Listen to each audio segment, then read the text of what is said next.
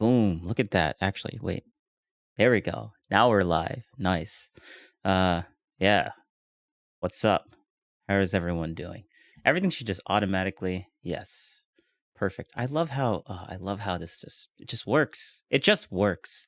Streaming's really cool, and the technology behind it's really cool. That's all I have to say about that. If you're watching the VOD, or this is the beginning of the stream, so wherever you're watching it, because this is gonna be on multiple places, I'm just gonna do some Factorio, and it's a factory sim game, and watch the Sam Harris debate. I wasn't even gonna stream, but I was listening to the debate on my day off, and I was doing Factorio, and I had some words, and I'm like, "Ugh, I have all these words, but no one's gonna hear them. So here I am. All right, so yeah, that's basically the reason why I'm starting this up. But yeah, I only got like what 40 minutes into the 2 hour long conversation, so let's just watch, enjoy whatever entertainment you get from this. Yeah, that's what we're gonna be doing. From the Free Press, this is Honestly, and I'm Barry Weiss. And I'm going There are to no change perfect audio levels political before I actually candidates. start. But what do you do when both candidates are not just imperfect, but deeply flawed and, according to half of the country, disqualified?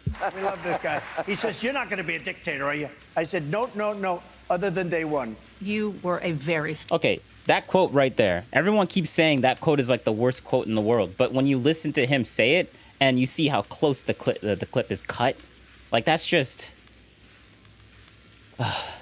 like it's obviously that he's not like being like, you saw the way that he was saying it and the tone that he was saying it. Like it's not something you need to take him like super literal on. Like, was that like something he was saying seriously?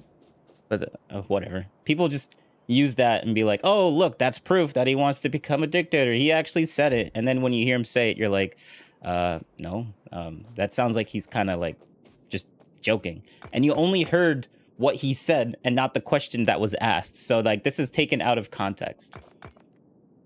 staunch defender of President Biden's capacity to serve another 4 years. Right after the debate, you insisted that President Biden is extraordinarily strong. Given where we are now, do you have any regrets about what you told the American people? No, not at all. Not at all. They're eating the dogs, the people that came in. They're eating the cats. They're Not gonna lie, that sounds crazy. But that's Trump for you. eating the pets. I of do the not support people any that of what he's live saying. there. Well, there was a lot that was done, but there's more to do, Anderson. And I'm pointing out Spitters. things that need to be done, that haven't been done, but need to be done. We did great in 20. That has to go down with, that has to be like the best, like one of the best quotes of all time.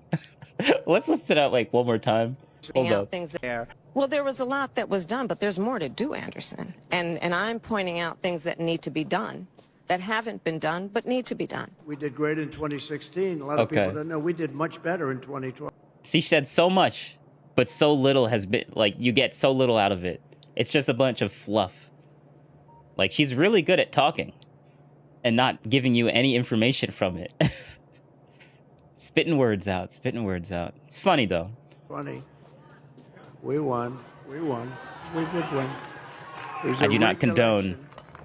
It was a rigged election. Is there something you can point to in your life, political life, or in your life in the last 4 years that you think is a mistake that you have learned from?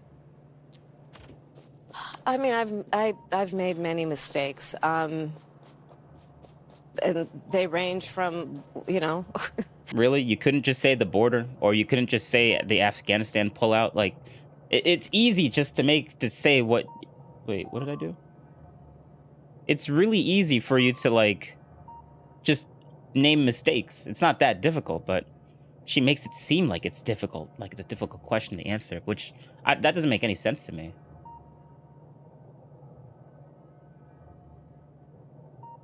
If you've ever parented a child, you know you make lots of mistakes, too.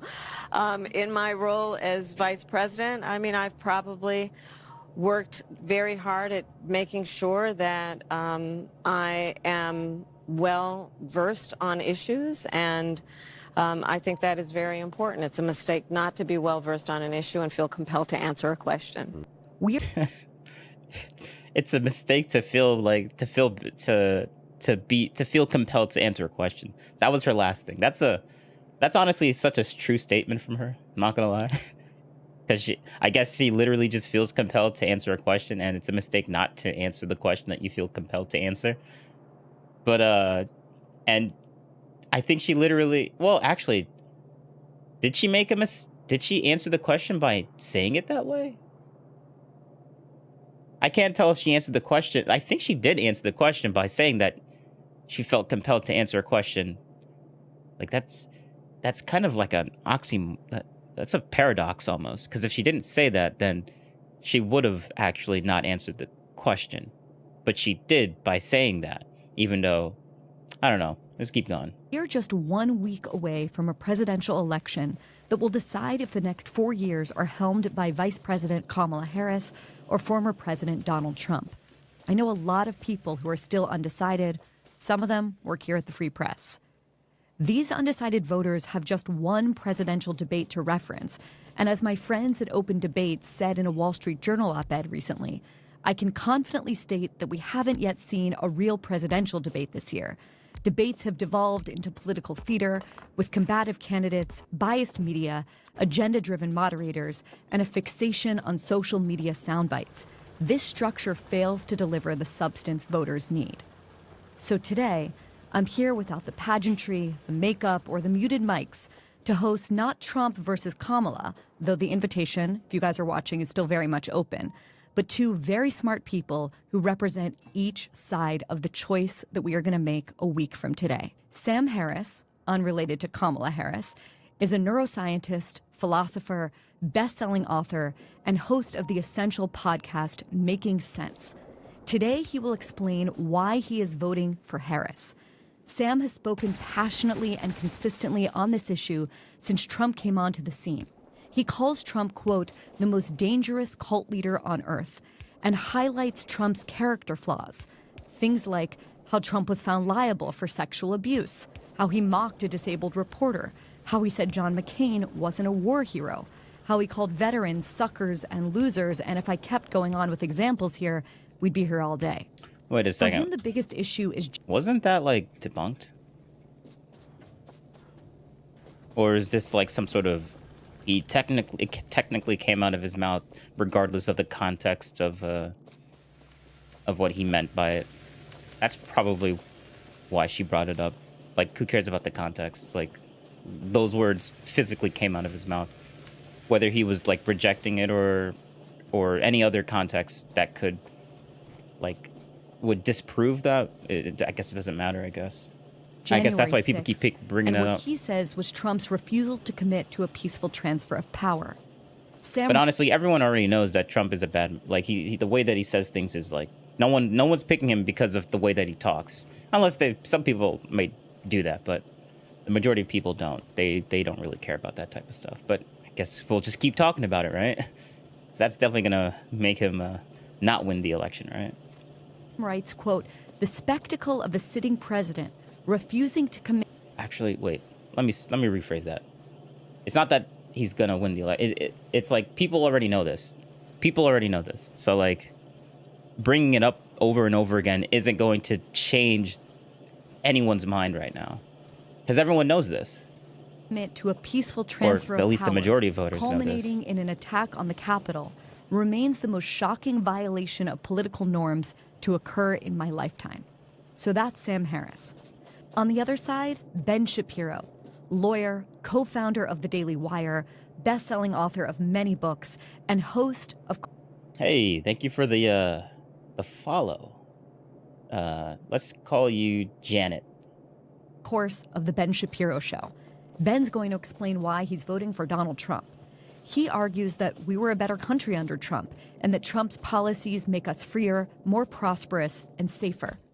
He says that under the first Trump term, there were no hot wars, no inflation crisis, and far less traffic at the southern border. He makes Janet Carson once says, not going to be no problem. Thank you. And thank you for not being a bot, too.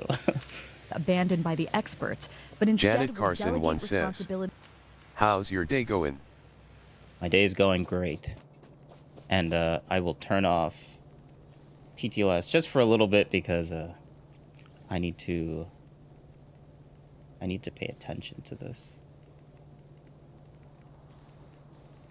To capable and trustworthy policymakers. But I still he will says see that your chat and Kamala stuff. is incompetent and unqualified, and that radicalism defines her. But my suspect day's if you're going great. listening to this show, you know these two names. And you've listened Typically to them people many on times Twitch. before. People on Twitch are they tend to be bots whenever they just randomly give me a follow. Usually people will chat first and then suss out my positions, and then they'll give me a follow based upon that. But usually people that are just bots, they just they subscribe and then or they follow or whatever, and then they just chat about everything unrelated to what you're doing.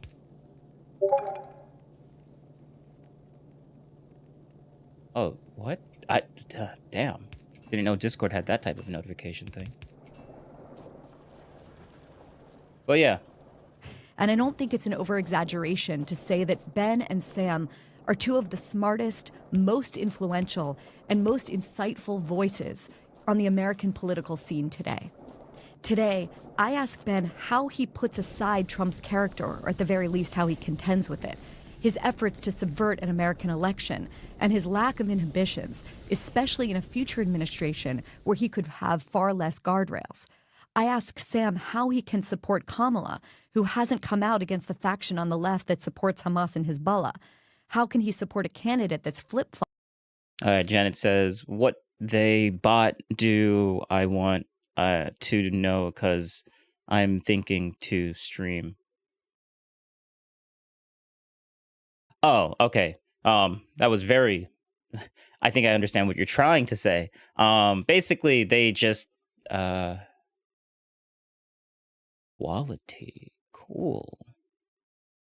I've never...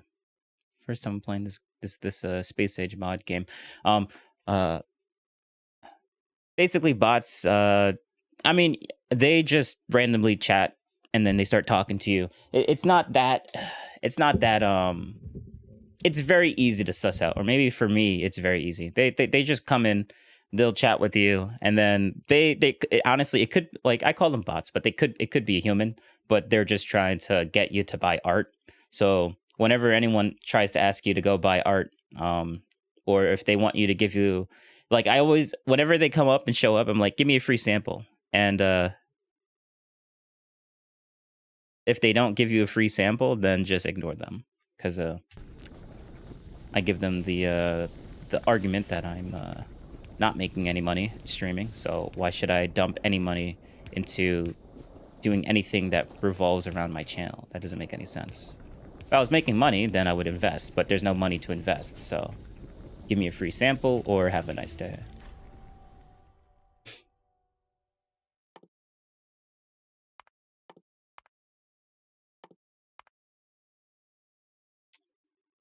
They say as K. Yeah, honestly, you don't really need to worry too much about bots.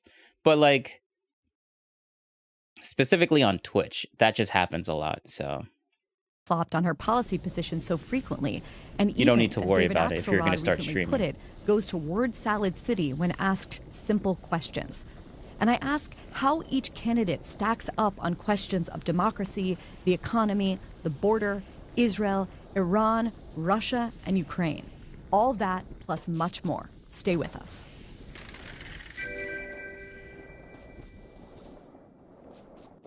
Sam Harris, Ben Shapiro, welcome to Honestly. Good to see you. Thank All you. right. Great to be here. Great to see you both. Really, really happy to have both of you. I guess I want to start by setting the table with the most I've been ignoring my my defenses, so I will do that now. Basic and fundamental question, which is giving each of you the opportunity to make your pitch. If I need that, so I'll said that, my friend. She's an artist by profession. Bro, are you like, I'll make mods for my channel as well.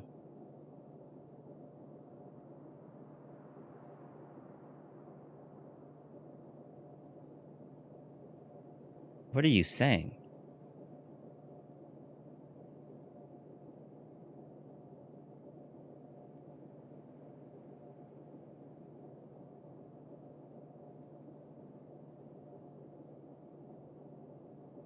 You need to fix that English.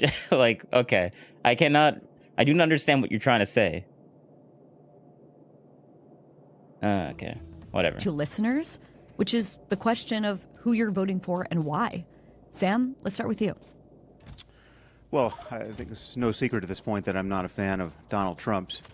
And I'm voting for Harris. I would, the truth is I would vote for almost anyone over Trump, right? So a lot of this conversation is going to be talking about why I think Trump has disqualified himself for the role of president. And, I'm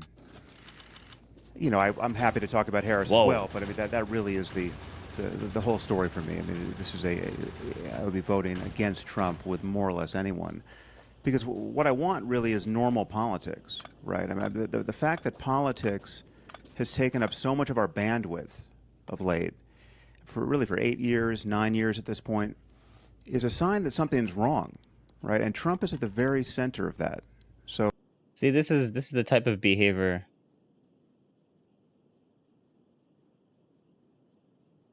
Okay, I was about to say this is the type of behavior that I typically see in like bots. But then you said this is not my language, so I'm like, okay, you know what? I'll reserve judgment. So just completely ignore that, what I just said.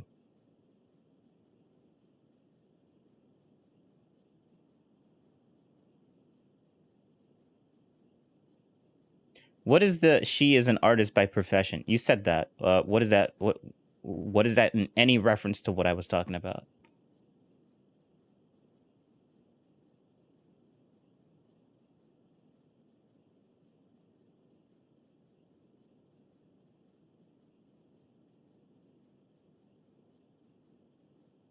Oh, or are you bringing that up based upon when I said like what bots will typically say?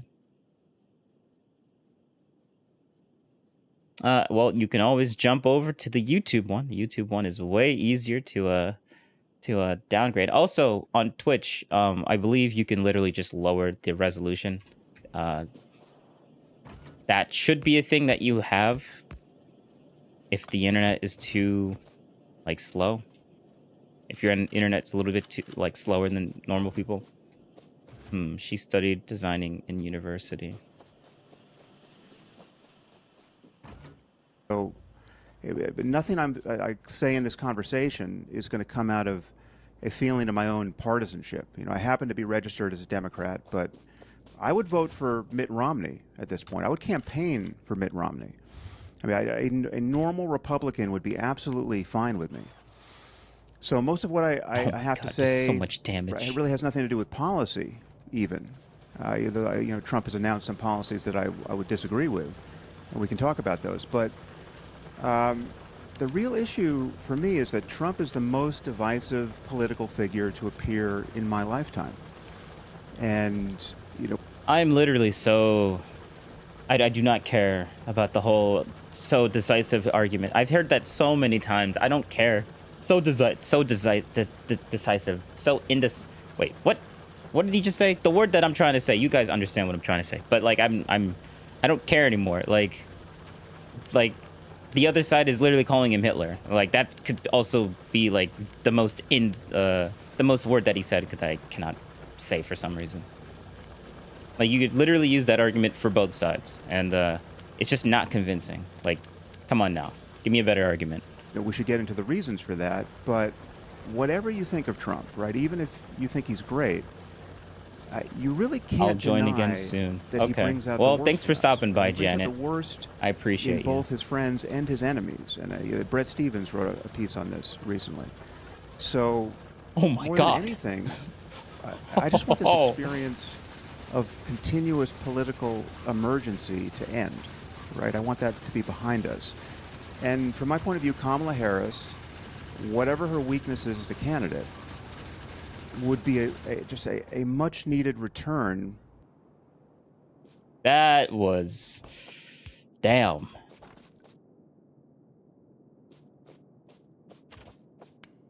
That was something. Holy crap. That was something. Almost got annihilated. But you know what? We fought through it, boys. We fought through it. That it was insane. All right, let's continue. To normal politics, right? And this is of course, this assumes that I really need Trump to loses, he's not we running. need to do some again in military 4 years, science. right? I mean, About to I get think that it keeps destroyed. the emergency alive, but these bugs do not like us. I mean, for all its flaws, the Democratic Party is a normal political party, and the Republican Party is now a cult of personality, which I consider to be actually dangerous. So, that's really my main concern. I don't think any of this gets better until Trump gets out of politics. And to just draw a line under it, let's say the election was between Mitt Romney and Kamala Harris. Would you be voting for Mitt Romney or Kamala Harris? Well, honestly, at this point, I would probably vote for Romney, but that really should not give any indication of how fully I favor Harris over Trump. I mean, I'm all in for Harris, right? I've given her money. I'm going to be honest about what I think her flaws are as a candidate, but there's just my preference is as large as it could conceivably be. But I think Ben and I and you and I agree about many of the problems in the Democratic Party, and yes, I would view a normal Republican as a corrective to that, but I don't view Trump as a corrective to that. I'm sure we'll get into this, but I think everything that Ben and I worry about on the left gets worse under 4 more years of Trump. Ben, let's go to you. Sure, Obviously, you're not voting for Kamala Harris. You may have noticed, yes. So obviously, I'm coming at this from precisely the opposite point of view. I've given money to President Trump. I've campaigned with President Trump. I brought President Trump to Rabbi Menachem Mendel Schneerson's Ohel on October 7th, where he met with hostage families. So I'm very involved in this campaign. So I'm going to use a bit of a different model. I think that Sam is coming from the point of view that Trump is preemptively... Actually, that's crazy. I didn't even know Trump went to October 7th. Wait, hold up. I need to...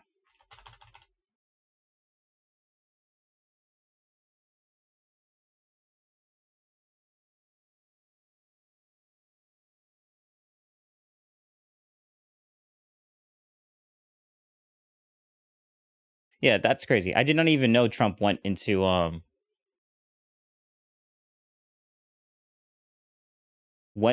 Israel on October 7th. No one has ever said that. Like, I watch a bunch of Destiny, right? This is the thing about Destiny that I keep giving the argument that Destiny doesn't, like, he misleads his audience, and this is it. Like, bro, there has not once been an argument where Destiny had to refute that claim. I'm like, so I'm literally watching an echo chamber in existence right now, because Destiny has the most outrageous point of view on Trump, or the most negative point of view on Trump, I should say that.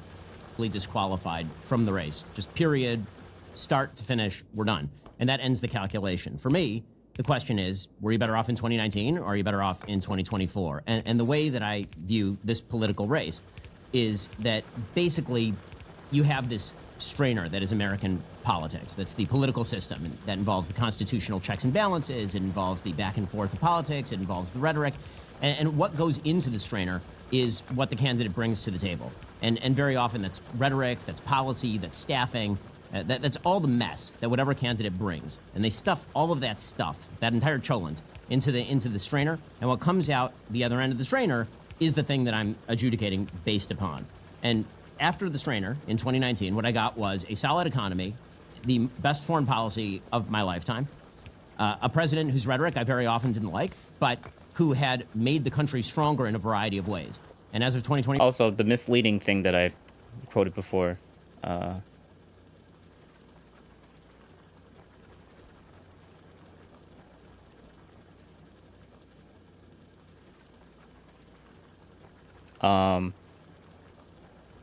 The reason why I brought that up in the first place is because if you're a Destiny watcher and listener and you don't listen to anyone else but him, you would not know this piece of information, and that's literally him misleading his audience. 24, what I see is an administration, and Kamala Harris is the vice president of that administration, who I believe actually probably has a constitutional duty to get rid of the person above her, who that administration has produced a world that is on fire in a myriad of ways, has produced 40-year highs in inflation, has not, in fact, calmed the waters. I know Sam was talking about normalcy. The reality is that Donald Trump has not been president for the last 3.5 years. And not only have we not returned to normalcy, things seem to have gotten significantly worse. In fact, if we were going to sort of describe Donald Trump's role in American politics, I think that one of the differences between Sam and me is that Sam would sort of declare Donald Trump the murderer of American politics, where I would see Donald Trump more as the coroner of American politics, that things were really, really bad before Donald Trump actually entered the American political scene, which is how he became president of the United States in the first place. And Donald Trump simply being defeated would not make any of that go away because, frankly, it didn't in 2020. And so the calculation for me is very simple. Donald Trump was a better president than Kamala Harris would be, with all of Donald Trump's flaws, with all of his excesses. And because we do have a very robust and durable constitutional system, almost built to hem in his flaws and excesses, what that means is that I get a lot of good policy that I wouldn't get with Kamala Harris. I do get a stronger American presence on the world scene with regard to America's allies. I get a better economy. And I think it would serve as a corrective to a Democratic Party that seems to have spun out into a world of damaging wokeness, because the Democratic Party is either going to force itself further into this sort of left-wing corner, or they're going to have to moderate and deal with the reality, which is if they lose to Donald Trump twice in 3 election cycles, there's something deeply wrong that cannot simply be corrected by swiveling further to the left. Ben, you've moved a lot since 2016. In 2016, you wrote a column titled, "I Will Never Vote for Donald Trump." And I want to just read a little bit of that back to you. "I will never vote for Donald Trump because I stand with certain principles. I stand with small government and free markets and religious freedom and personal responsibility. Donald Trump," you wrote, "stands against all of these things. He stands for Planned Parenthood and et cetera, et cetera, et cetera. I stand with the Constitution of the United States," you wrote, "and its embedded protection of my God-given rights through governmental checks and balances. Trump does not. I stand with conservatism. Donald Trump stands against it. I stand with #NeverTrump." What changed in these 8 years for you? Sure, he was president.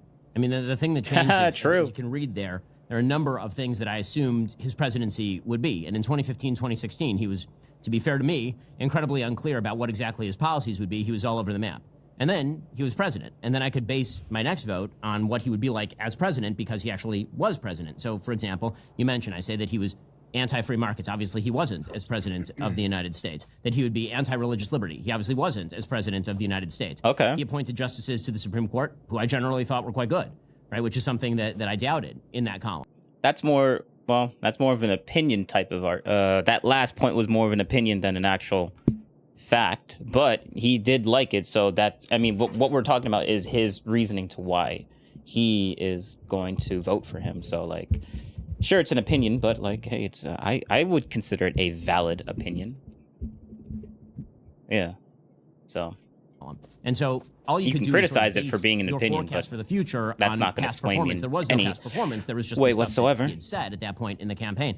I can now base my future exposition, my future sort of judgment of what Trump's second term will be like on a first term, because he's already been president of the United States. And so one of the big questions that I have for folks who sort of see Donald Trump as this Hitlerian, Mussolini-esque figure is, if that's true, then why didn't we see that in term one? He tried to do many things. True. Those things were generally unsuccessful in terms of his excesses.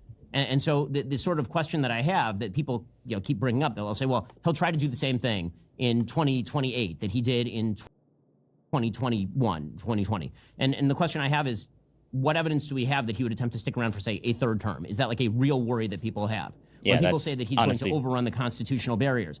He may have attempted to do that, and then he was checked at every point. Whereas I think that actually the system is less built to stop, I would say, the sort of fine-grained excesses of the Democratic Party that is intent on actually changing many of the systems and changing the status of normalcy. So, for example, Kamala Harris has vowed to get rid of the filibuster. If you get rid of the filibuster, that means that you can presumably add 2 states. That challenges the Senate balance permanently. She's talked about packing the Supreme Court.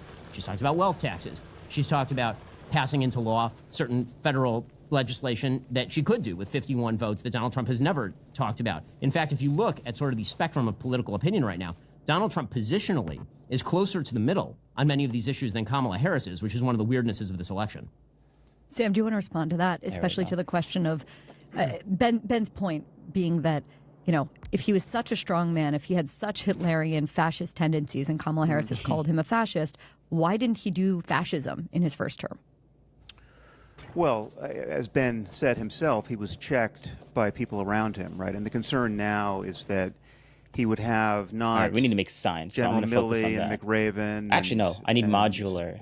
McMaster and John Kelly and serious people like that. He'd have My Pillow Guy and Mike Flynn and a rogues gallery of enablers and sycophants and loyalists, right? I mean, that really is the concern, and that's why I think Ben can't draw the lessons he's drawing from the first term and broadcast them onto the second, right? I mean, we know what Trump says he wants to do, and he wants to do crazy things, like in turn something like 12 million illegal aliens in something like concentration camps and deport them, right? And if you picture what this would do to our society, it's just a moral abomination, right? I mean, just to take this narrow case, I mean, maybe we want to talk about immigration and the southern border, and about which I think Ben and I are going to largely agree. But I'm pretty sure I don't want to live in a country where millions of children who are American citizens, right, who have one or more parent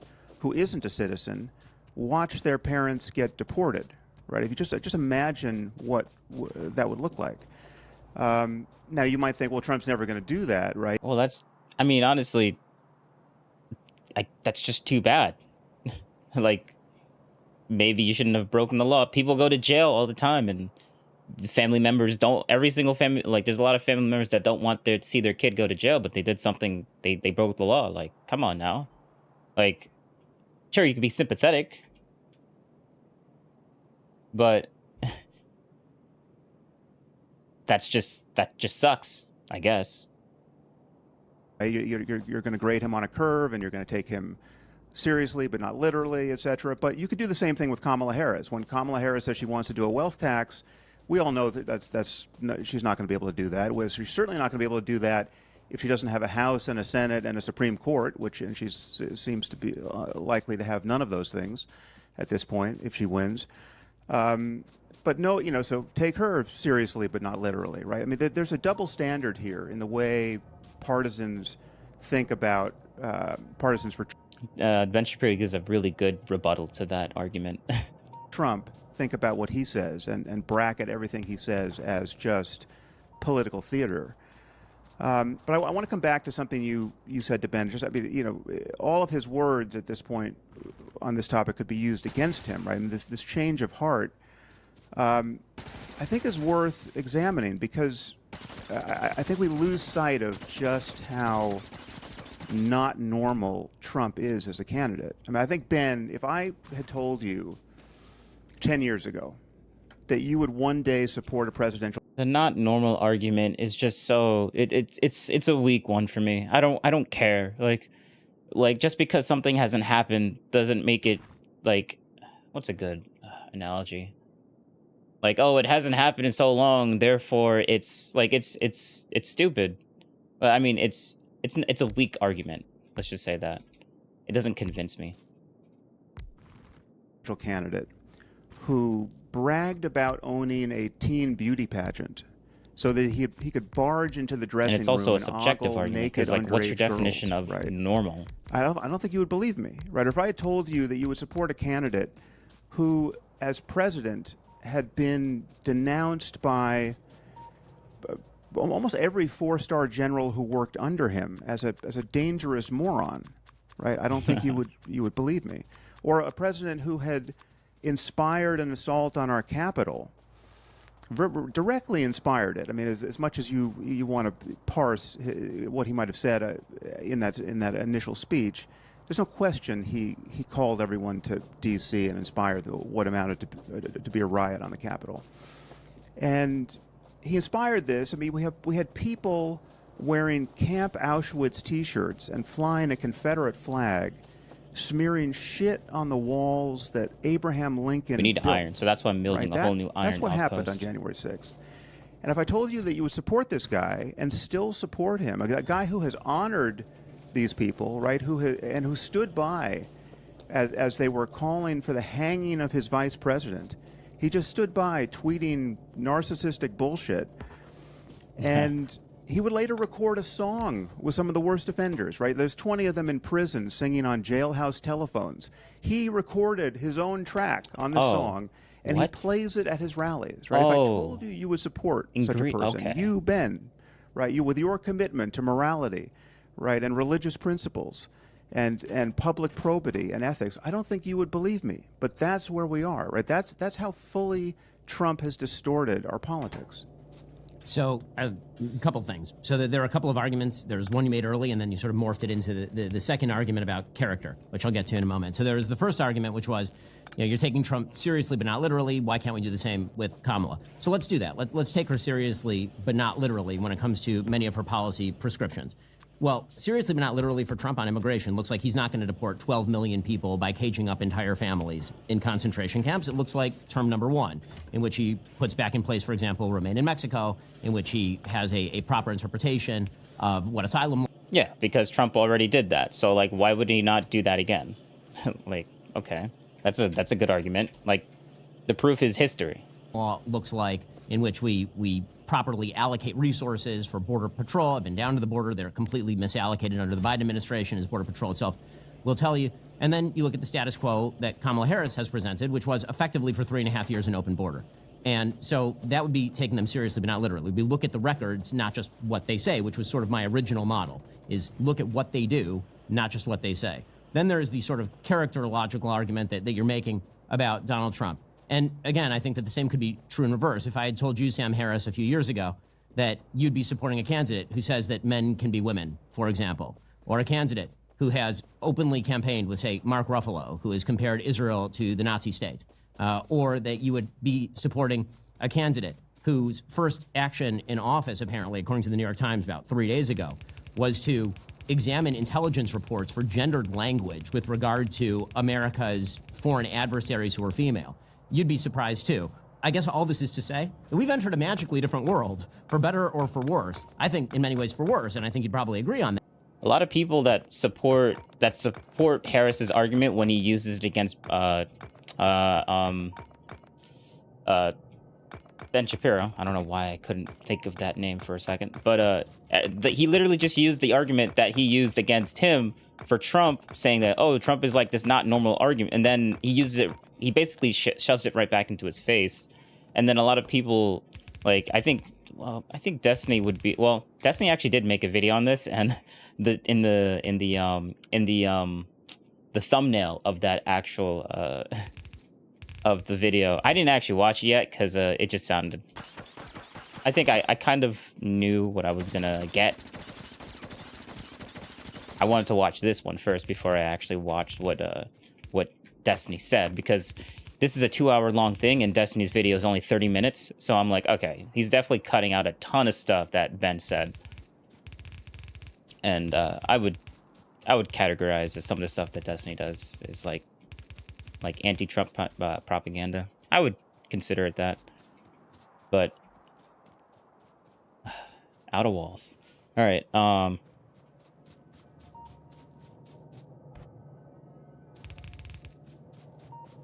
But yeah, I like how basically Ben Shapiro just throws that argument right back into his face.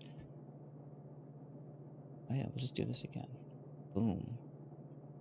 And yeah, I actually really appreciate that, because I keep hearing the other argument, like Trump's like this very weird candidate. He's never, like, we've never ever since have someone that speaks like him on a campaign. And some people would use, and I guess it's scary, I guess, but like, to me, it's not. So but that world not really that exists, convincing. and so now you're faced with a binary choice between candidates, and that binary choice cannot be avoided. I mean, the question, I guess, on a characterological, on a level for Sam, I think, is you obviously believe that. But that was the main point. So basically, he's using that point, but I like Ben Shapiro is basically throwing that point back at his face, basically showing that argument isn't really that great. And hopefully the other side can see it that way, because they would assume that some of the things that, I think what Destiny would say is like, oh, but look what you're comparing though. You're comparing some things that Harris would have said that isn't really that bad, and like, but that's your opinion. Just because you think it's not that bad, therefore it's not comparable to what you want it to. That's not like who cares what you think is comparable or not. Like that's how other people see it, and just because you don't see it that way, it doesn't make it any less valid. So, and that's the issue that Destiny's running into. Like Destiny's like, oh, they don't believe in reality, and I'm like, you mean in reality? You mean your worldview? Like, yeah, we don't have the same opinions as you. Just because you don't think the things that Ben Shapiro has brought up is a bad thing, or necessarily as comparable as what Trump has done, like that, who cares? Like, so what if you don't think that? Other people do, and that's like the big issue here. So I would say that's a very good comparison, that throwing that same argument back into Harris's face. But let's see, what does he say? What does he? How does he respond to that? A threat to the presidency. He's a threat to the republic, a grave and abiding threat to the very future of the republic. Which means, what means would be moral to stop him? So, to offer a couple of examples, there have been a couple assassination attempts on President Trump. Let's assume that Trump wins the election.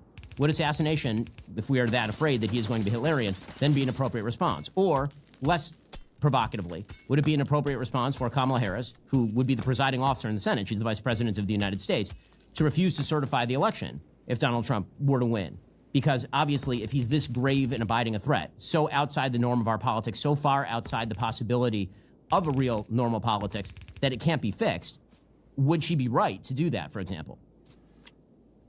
Sam? That's a question for me on that final point? Yep. Mm-hmm. No, I mean, first of all, you can flip that around. If you think Trump's attempt to hold on to power in 2020, if you think all of this business about you're pressuring Pence not to certify the election was in any way legitimate and is any way not disqualifying for him to run. It's illegitimate, but it's not disqualifying. Like those two things can like be, one could be true and one could not be true. Like that works logically. Second term. Well, then legitimate is not disqualifying. Those are not quite the same thing. I think it was illegitimate and not disqualifying. It's almost like I pre-watched this.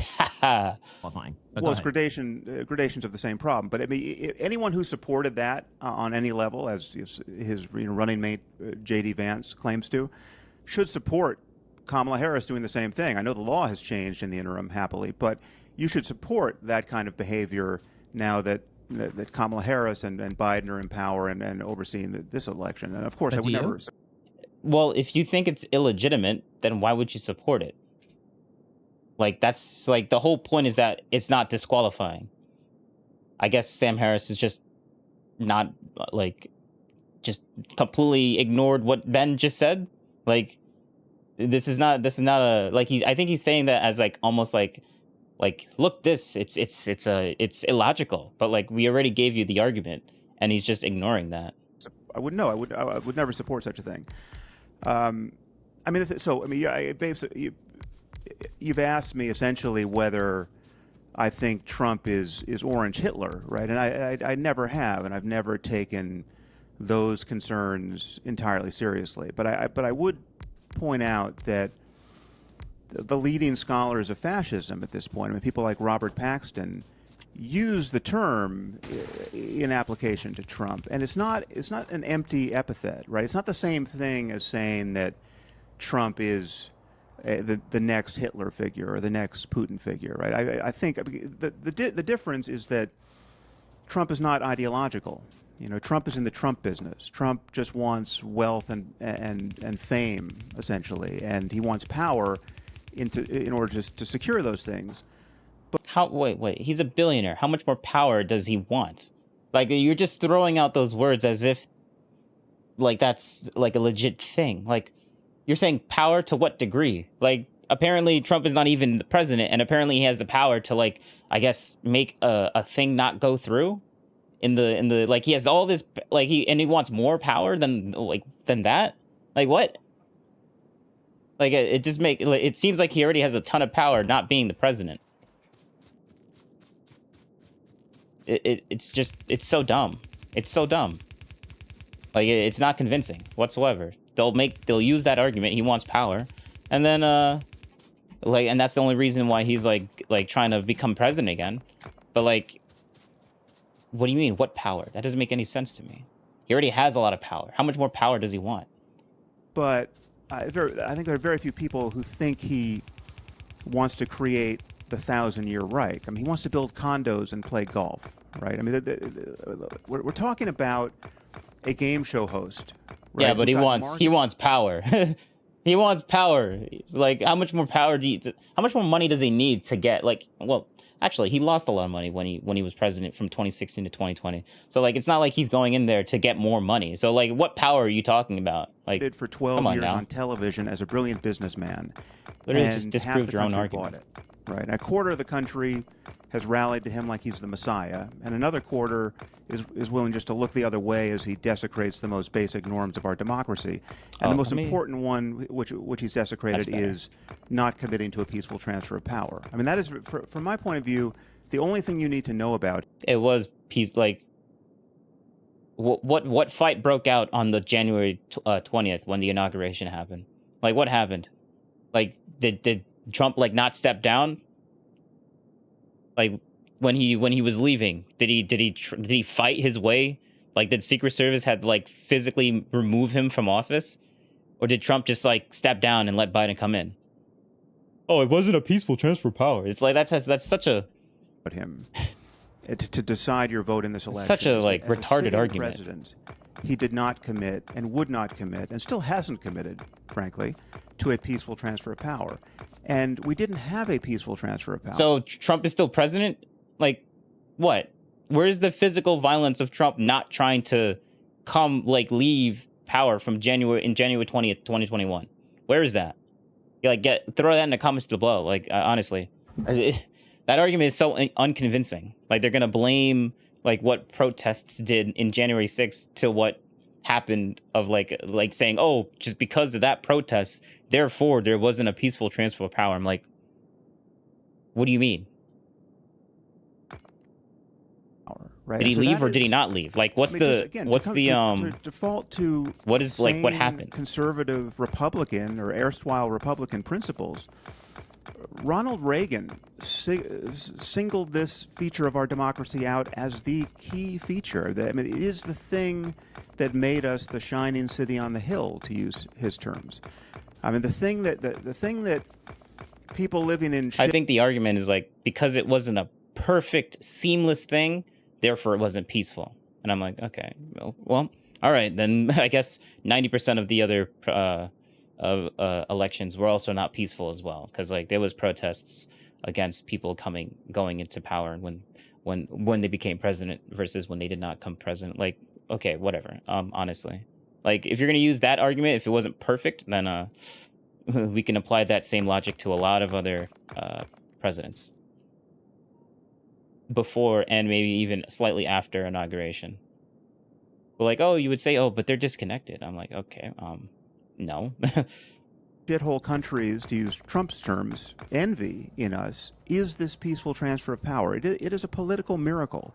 And Trump's campaign, his continued status in the Republican Party as their frontrunner, is just a continuous desecration of that principle. And so from my point of view, everything hinges on that. And no, I don't think assassination attempts are the right remedy for that. Voting against him is the right remedy for that. And the reason why things didn't normalize over the last 4 years is not because Joe Biden was so woke, or Kamala Harris is now a woke Manchurian candidate who will govern like a blue-haired activist from Barnard. No, it's that Trump is still in our politics, and we don't have a normal conservative party. I mean, this again to come back to things that you and I agree about. This argument just goes back to, oh, it's not normal. I'm like, by what is your definition of normal? Like, I think our definition of normal, I would disagree with it. So like, this is not a convincing argument. You're gonna have to like throw that definition out there, which I don't even know if he actually says what that's supposed to mean. But Ben actually does have a good argument against that, or not even against that, but like I think he brings it up. you and I could spend 2 hours here running down the far left and agreeing about, in my opinion, just how bizarre the identitarian moral panic has been on the far left. But the problem with Trump and Trumpism is that it seems to justify all of that, right? It adds fuel to all of that. And the reason why the panic is justified, frankly, and again, it extends to Trump's former allies, right? It extends to his former running mate, Mike Pence. I mean, Mike Pence has said that the American people deserve to know everyone that keeps Donald bringing Trump up Mike Pence. Oh, why is Mike Pence not running again? Oh, because like Trump didn't want him to run again. Like what?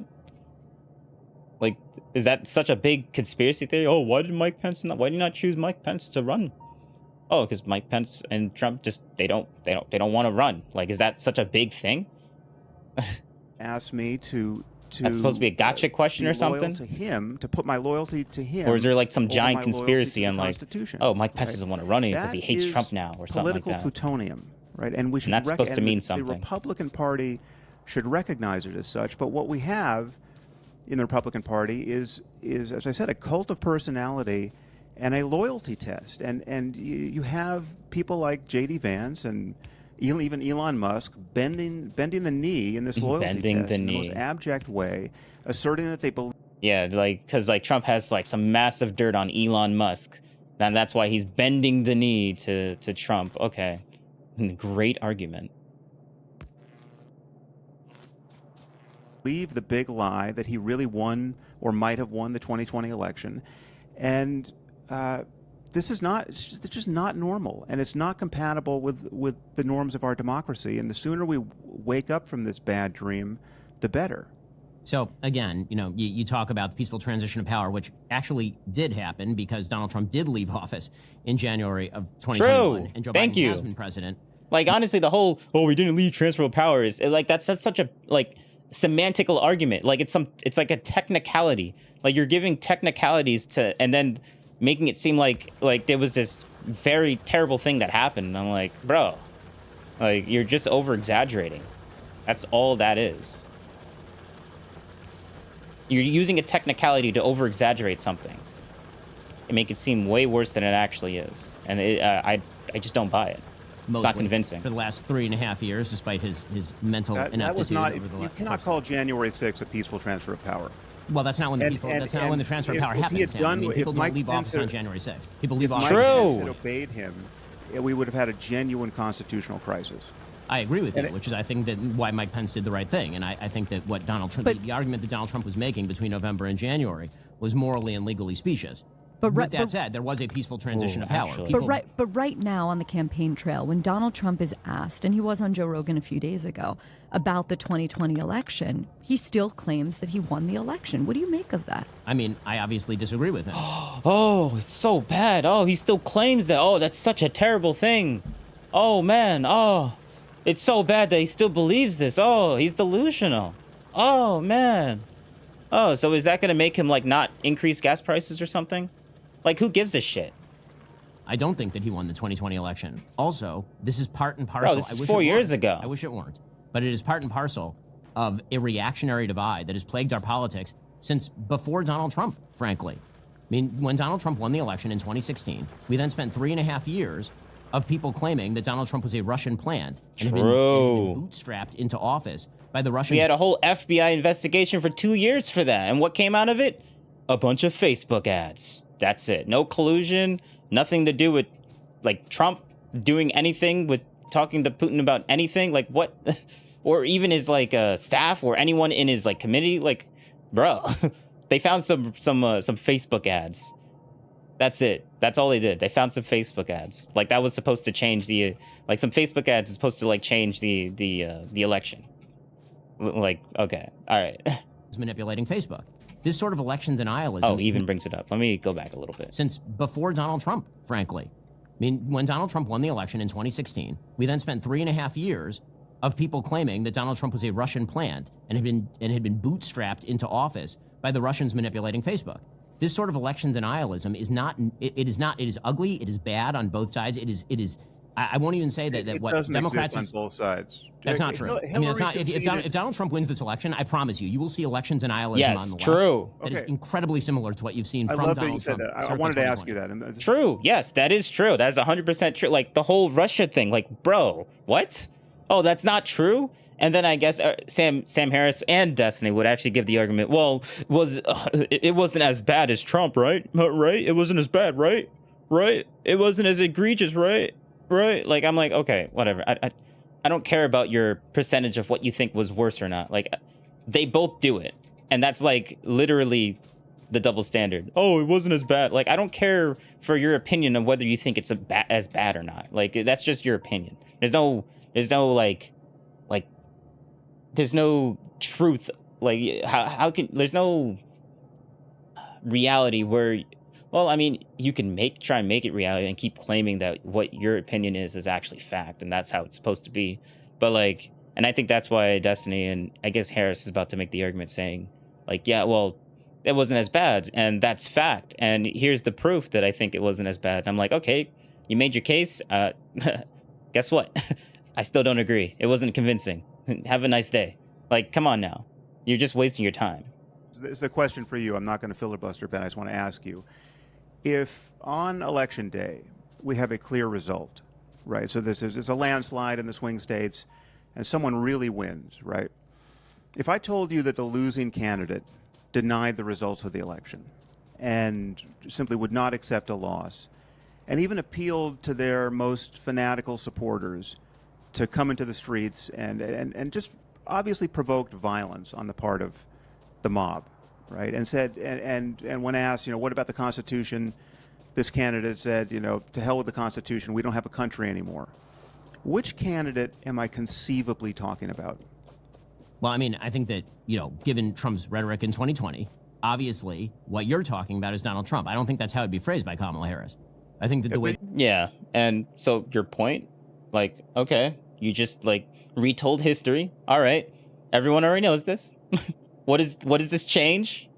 It'd be phrased by Kamala Harris is more chance subtly. that Kamala Harris, if she loses in a landslide, like pointing out the obvious isn't changing anyone's mind. That's like literally my point right now.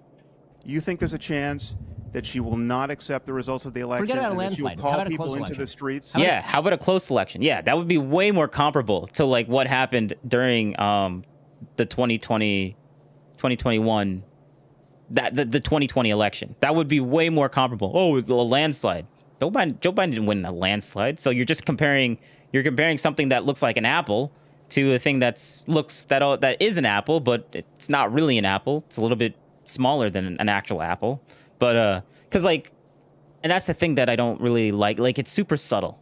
They'll say, oh, it's not. These things aren't comparable, and then they make an argument that's like they sound the same, but then you say, oh, it happened in a landslide. Like that's not comparable. Why don't you make it the exact same situation and see what happened? Like this is just, I'm going to stop harping on this whole argument. I'm going to let them just speak. Close election. Like, how about a close election? I think I've made enough arguments on this already. The landslide just makes it perfectly clear. I'm telling you that. Yeah, well, yeah, no shit. But like, who cares? That's not what happened. Why the necessity for that sort of clarity in an election that's 50-50? Why not actually pick a plausible scenario? The most plausible scenario is that she loses in a very tight election. It's all too and then plausible. She says there's been voter suppression, and then she suggests... It's all too plausible.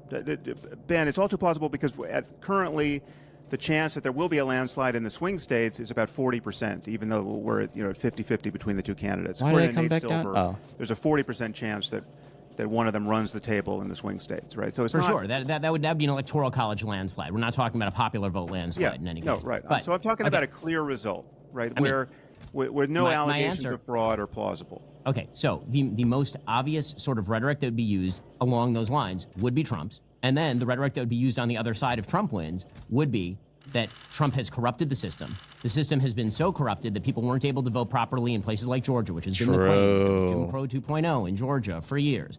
There would be claims that Donald Trump was paid off by the billionaires, that there was foreign interference in the election. There would be all of these claims, and they would float around. Donald Trump this is my original claim, Sam, is that Donald Trump is very obvious in his excesses. Democrats and the Democratic Party and Kamala Harris are much more, I would say much more subtle in their excesses.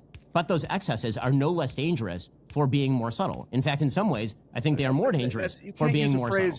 Ben, you can't use a phrase like no less dangerous. Hillary Clinton conceded yes, you in can. 24 hours. That is less dangerous than this continuous provocation. Sam, I that just has run on for years. I just disagree with you.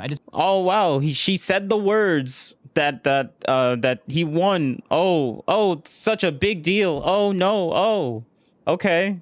What happened to that investigation that happened for the next 2 years of, like, for the first like half of Trump's presidency? Like that had nothing to do with anything, with making the everyone like distrust the his election. Like, that has nothing to do with it. 100%. Come on now.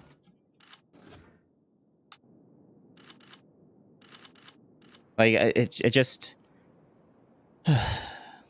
disagree with you. I think that the attempt by members of the media, by Hillary Clinton, who herself said that Donald Trump was illegitimately elected based on Russian interference in the 2016 election, was highly damaging. How long did she say that for? How long did she say that for? Does she still say that? Who cares? Who cares? How long did she say that for? Who cares?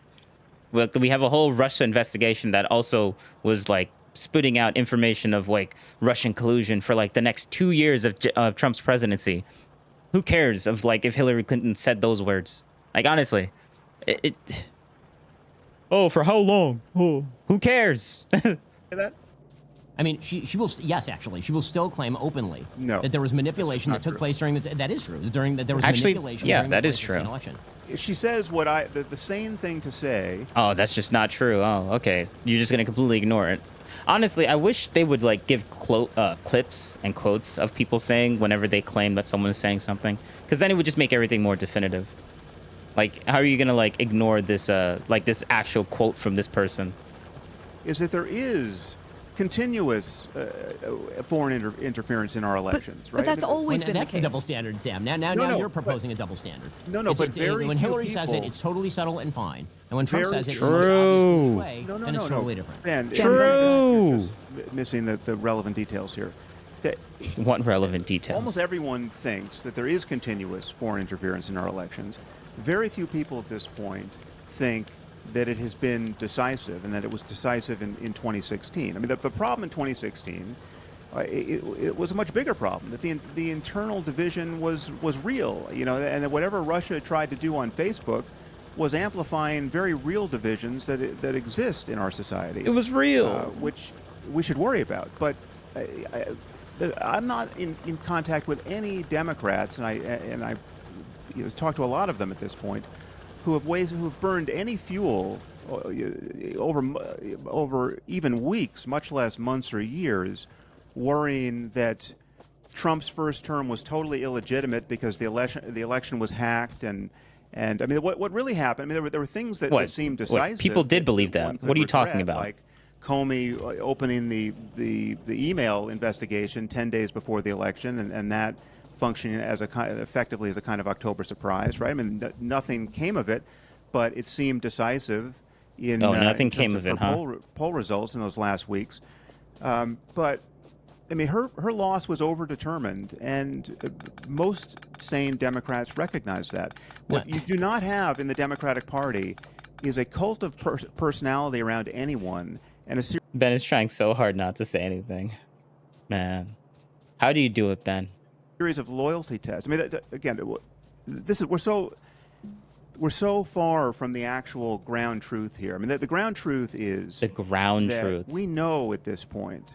Does he mean his worldview, or does he actually mean or does he mean truth in an aesthetic way? Like he knows the truth, and he uses it as like an aesthetic, but it's like it's basically him saying his worldview, and his opinions on Trump and stuff like Congress, that. Right, and his biases are actually like legit truth. Trump after January 6th, but they didn't because they were afraid for their lives. They were afraid that someone in the MAGA cult would come and kill them or members of their families. Right? We know this from Mitt Romney, and we know it from Liz Cheney too.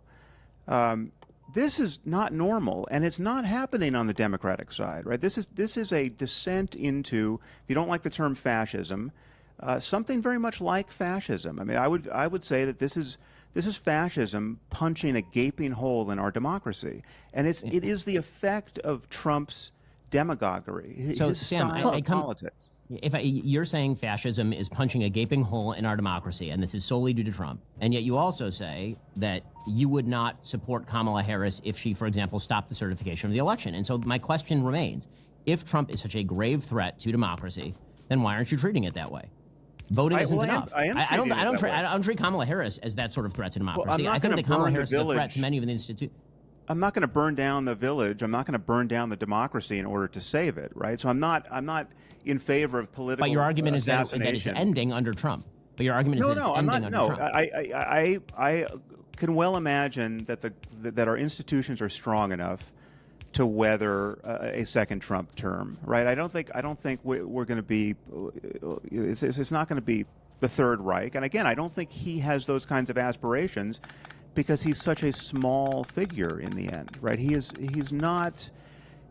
I really like how contradictory his arguments for. Like, he says Trump is like anybody's better than Trump versus like anybody's just better than Trump, right? Like, that's why he's picking Kamala Harris. Like, in the beginning, Harris said, like, there's not really nothing about Kamala Harris that I really like. I just think Trump is way worse, and he would pick anyone over Trump. But now he's giving the argument like, well, he's not really that like big of an issue, but he's still so bad that he needs that you could pick anyone else besides Trump and it would still be better. Like, he downplays the worstness of Trump by saying that anybody else he doesn't he doesn't downplay it, but then now he doesn't downplay it by saying that Trump is like anyone's worse than Trump. But now he is downplaying by saying like, well, he's not really that sophisticated enough to like really do anything terrible. And I'm like, which one is it? Like, I don't know how you can have those two thoughts in your head. Or maybe this is like a different argument than what's before. Like, how could these two things be true at the same time? Like, or maybe that's an argument. Well, I don't really see how that could be an argument for that other side. It seems to be an opposite, but I guess you guys can tell me in the comments below. He's chat. not a man of ideas on any level, right? So as far as I can tell, he believes almost nothing. But the crucial problem for me... But he's still a fascist somehow. Okay. All right. Good one, Harris.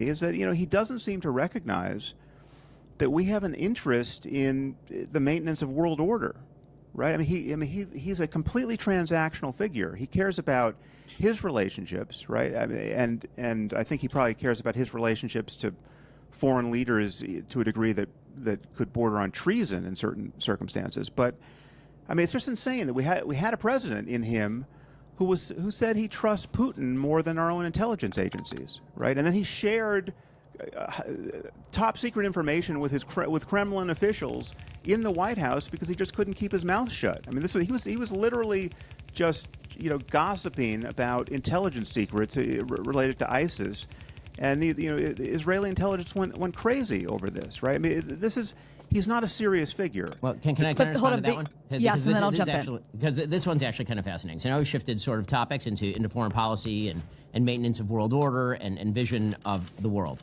And this is the part where it seems rather incredible to me to support Kamala Harris as somebody who has a vision of a functional world order. The reality is that when we talk about Donald Trump, I think that in some bizarre ways, Trump and Harris are sort of photo negatives of one another, in the sense that Trump appears on the surface very unserious and he says a lot of bloviating and silly things, and then his foreign policy actually is rather serious. And Kamala Harris appears to sometimes, when she's not word salading, say serious things, and then her foreign policy is deeply unserious. So they'll have Donald Trump and he'll say stupid things or bad things, where he will say something about ISIS to the Russians, or declassify top secret things in right, real time. Or you could theoretically have the Biden-Harris administration staffed by people who full-on leak Israeli intelligence plans in the middle of a war to the Wait, why do you say theoretically? Is this not true? Iranian government, such that it is printed. You may have such an intelligence crisis, in fact, that the Israeli government stops sharing intelligence with the United States specifically because every time they do, it seems to be leaked to the front pages of the New York Times. You could have a foreign policy. Is that true? Well, let me listen to that again. Stupid things or bad things where he will say something about ISIS to the Russians. Or declassify top secret things in right. real time. Or you could theoretically have the Biden-Harris administration staffed by people who full-on leak Israeli intelligence plans in the middle of a war to the Iranian government. Oh. So that happened, but he doesn't know if it was a full-on leak. Like it was intentional. He doesn't know if it was intentional or not, but they still got the information anyways, and Israel did stop like communicating with the US because of this, because they suspect that. That's probably why he said theoretically. Like he can't prove that they actually did do that, but it did happen and it was underneath Joe Biden and Kamala's watch. So, okay, all right. I think I can see why he said theoretically. I'm like, wait, is he like trying to lie? But I think that's what he's getting at. Such that it is printed. You may have such an intelligence crisis, in fact, that the Israeli government stops sharing intelligence with the United States specifically because every time they do, it seems to be leaked to the front pages of the New York Times. You could have a foreign policy that is so deeply in hock to America's enemies that in the middle of an existential war in which Israel, for example, is fighting 7 different border wars from 7 different sources, you have the Biden-Harris administration slow-walking aid, threatening a cutoff in aid for supposedly humanitarian reasons, all while Kamala Harris seems signally unable to, for example, have a Sister Soldier moment with pro-Hamas supporters in her own party. Right? And then I'm supposed to feel that Donald Trump is the threat to world order? And the reality is that Ukraine was invaded under Kamala Harris and Joe Biden. It was not invaded under Donald Trump. Donald Trump, here's the thing about foreign policy that's really funny. Foreign policy is widely perceived. Like, bro, if Russia wanted Trump to win, right? And Russia was colluding and stuff like that, right? Then Russia would be like, okay, now that we have the guy that we want, we can invade Ukraine and well, we installed this guy because we know he's not going to do anything about like us doing anything over there. So let's actually do some attacks. Let's do that. Let's get some ground in Ukraine. But they didn't do that because obviously Trump was a deterrent. And obviously Biden, Kamala was not a deterrent or not enough of a deterrent for Russia to do anything. Like regardless of what you of what like the administration says. As a game like that's of, just of nuance a fact, and complexity. obviously. When in reality, foreign policy is not all that complex and not all that nuanced. Very often it amounts to, if you cross this line, I'll punch you in the face or I'll support people who do. And that actually is something that Donald Trump understood quite well, which is why he was able to achieve the best record in the Middle East of any president in my lifetime, while the pseudo-sophistication of the Biden-Harris administration has achieved the most massive conflagration in the Middle East in my lifetime. Okay, well then I'll ask you a not nuanced question. Did Discord change like their notification thing? Like the sounds are just different. I kind of like it. It's new. Sure. It should be simple enough to answer. Who do you think Putin wants to win the election? I don't know who Putin wants to win the election. Oh, I'll be honest. You have no intuitions about this? No. And the reason that I have no intuitions about this is because I don't think that Donald Trump knows his own policy on Ukraine, and I don't think Putin does either. Donald Trump is wildly unpredictable about Ukraine. I mean, as you know, Putin is behind much of the chaos. You could argue. Sam, who does Iran want to win the election? In the Middle East. Iran has been actively intervening in the election on the side of Kamala Harris. We know this. The intelligence community has said this. Wow. Wow. Okay. Interesting. Interesting. Very interesting. Are you gonna like disprove that, Sam Harris? Or do you just not know enough about the information, you're just not gonna say anything about it? The Trump campaign. Okay, I want to get deeper into foreign policy in a second, but I want to stay on the character question for a few more beats. The word that's come up in this conversation a few times, fascism or Nazism, it's in the air this election on both sides. There was a Trump rally at Madison Square Garden yesterday, and you had the spectacle of MSNBC literally playing clips, I'm not exaggerating, from the Nazi rally that happened at Madison Square Garden in 1939, saying that there was a direct line between the two things. Well, I'm happy to start or follow Ben, whatever you Yeah, want. Sam, go ahead. Well, I mean, the first thing to point out is that I think we're now up to 40 of the 44 of Trump's senior-most appointees, I mean, mostly cabinet members, Republicans who worked for him, who saw what he was like behind the scenes. 40 of 44 don't support him, right? We're talking about people like Milley and McMaster and McRaven. Those are just the M's, right? John Kelly. These are generals who had to deal with it. What was that?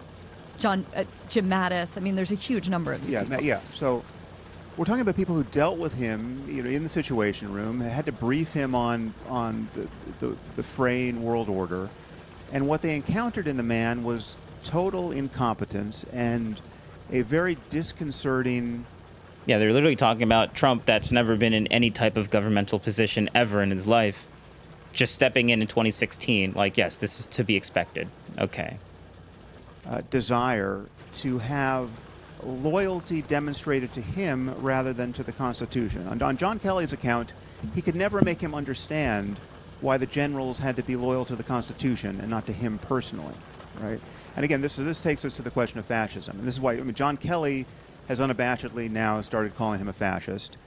He also called him, I think, the most flawed person he's ever met in his life. I think it was Milley who said he's the worst person he has met. So flawed that he made so many billions of dollars. Yeah. That guy has a lot of credibility behind that statement, right? So flawed. Billionaire. Flawed. Most flawed person he's ever met. Oh, wow. Okay. All right. I guess I need the flaws that Trump got because I'm not a billionaire. Again, these are not be very clear, these are not partisan attacks. These are serious Republicans who went to work for the man, right? No, they're so serious. Fascism is not just an empty epithet. Is that fascism? It is, honestly. Is a little hard to define, right? It's not a set of ideas. It's a style of politics, right? It's the politics of leader worship and the demonization of enemies within, to use Trump's phrase, right? It's all about hatred of immigrants and elites and elite institutions. It focuses on the humiliation and victimhood of a native population. And it emerges out of this relentless appeal to the grievances of the mob. And that is how Trump campaigns. He's campaigned in this mode from the very beginning. He is still in that mode.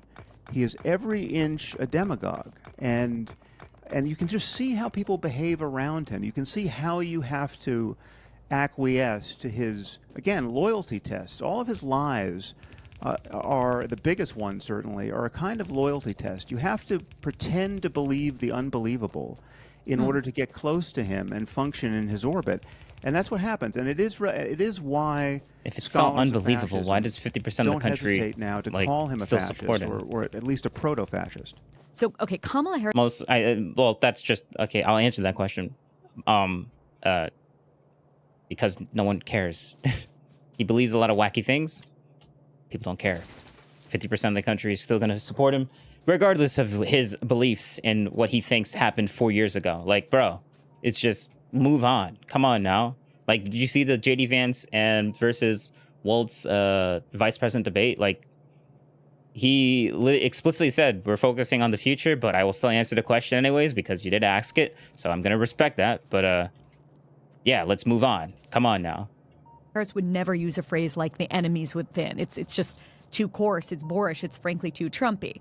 But yesterday on MSNBC, they played footage of the Nazi rally in 1939, the infamous Nazi rally that took place in Madison Square Garden, very clearly suggesting, more than suggesting, kind of saying that the people gathering there are not just deplorables, as Hillary Clinton said in 2016, but that they're like supporters of a Nazi.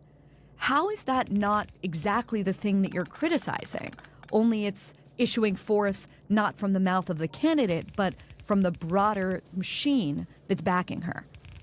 Well, I mean, it's just another. I didn't see the broadcast or the quote that you're referencing, but I mean, the way that lands for me is that is just a way of whinging and worrying about this very phenomenon we're discussing. I mean, just how not normal it is to see this expression of politics in America. I mean, this is just, it's just how not normal. Yeah, this over exaggeration. It's just okay. All right. it is, obviously, Hillary Clinton's phrase of the basket of deplorables was politically disastrous, right, and unwise, and it shouldn't be repeated if you actually want to win elections. But it should never have been read, given the context of her other remarks about the American people. It shouldn't be read as demonizing half the country in the way that Trump regularly demonizes people in this country. I mean, he's talked about using the military against not just protesters, like in the BLM protests, who he thought should be shot in the leg. Ask anyone who knows ballistics, what happens when you shoot people in the leg with a rifle, right? He's talked about using force, military force if need be, against his political enemies, right? That's something that you will never hear Kamala Harris or any other normal Democrat or Republican say. Well, okay, a few points. One, the demonization of a vast swath of the American public has been happening as long as 2008, when Barack Obama was saying off record to donors that there was an entire cadre of bitter clingers who cling to God, guns, religion It's unwise, but it's not the same kind of demonization. We're not. How about Tim Walz? What? How is that even an argument that's relevant? Oh, it's not the same type of demonization, bro. Like, nothing is the same type of anything by the standard that he's trying to show here. Like, that's a non-argument. Oh, it's not exactly the same type of demonization. I'm like, I don't even know what to say to that, honestly. Like, that's just a standard that just doesn't. It just seems too. Let's just keep going. Walz literally saying over the weekend that the people who are attending this rally at Madison Square Garden, which featured a multiracial cast, many of whom were extraordinarily pro-Israel, giant Israeli banners hanging from the rafters at some points, calling them Nazis. How about Joe Biden speaking at Independence Hall and declaring that everybody who is ultra-MAGA was effectively a traitor to the country and was undermining the Constitution of the United States without making any serious distinction between ultra-MAGA and Republican, other than to say there were some good Republicans, those were the ones who agreed with him? This sort of rhetoric has not been on just one side for quite a long time, to say the very least. And when we talk about the grievance politics has long run the gamut in American politics, unfortunately. And going all the way back to, on a class basis, John Edwards in the Two Americas speeches he was making in 2004. So it sort of depends on how you're defining all of this. And none of that is to make light of the sort of rhetoric that's being used in these campaigns. I think one of the most disastrous things, actually, is the ratcheting up of the political rhetoric on both sides, to the point where you have people on both sides saying things like, we're going to be in a civil war soon, we're going to be fighting each other, which is, of course, not true. But that sort of rhetoric is not coming from nowhere. And unfortunately, I think that one of the tendencies when people look at Trump is to pretend, again, that politics sort of sprang into existence when Trump came on the scene in 2015, 2016, rather than seeing him as a reaction to a pre-existing politics that existed in America. Again, if we want to get into the sort of origins of where we think the country started to break down, a lot of people on the left will put it on Trump in 2015, 2016. I would say that actually the campaign that broke the country was 2012, when you had a less popular incumbent who had run as a great unifier in 2008 and as a racial unifier in 2008, run in 2012 on a very left-wing agenda in which he essentially tried to cobble together a coalition of the dispossessed in sort of the phraseology of people like Roy Teixeira and single white women in order to win an election. And I think that sort of broke the way that politics was done in the country in a unique way. I think Barack Obama has escaped a lot of culpability for the breakdown in our politics, especially because typically whoever becomes the president is a reaction to whoever was last the president. But, again, putting all of that aside, this kind of one-sided notion that the people being demonized are all enemies of Trump, as opposed to Trump supporters, is to miss the point, which is that an enormous number of Trump supporters have absolutely been demonized by the media, by the left, by entire industries, where if you said for many years that you were voting for Trump in many industries in the United States, you literally could not get a job. This has been a serious problem in, for example, Hollywood. We don't care about that, though. Notion that it is Trump in his singularity as fascist that is the problem here. Ignores, I think, the underlying problems, and again, I think is also happens to be a misdefinition of fascism. Sam, you describe fascism as sort of a manner of speaking, sort of like populism is sort of a mode.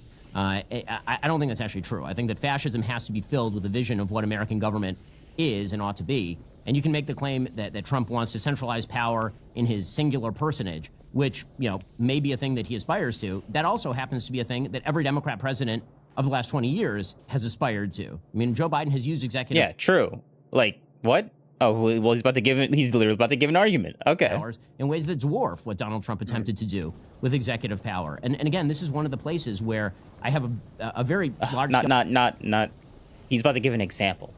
Not what I said before. What the... Wait a second. They're different colors. What's going on here? Where's those cubes? That's weird. They're slightly different colors now. Oh, that's actually... Okay. Same items, slightly different variations. That's cool. In Factorio 1.0, they were like all these were exactly the same color.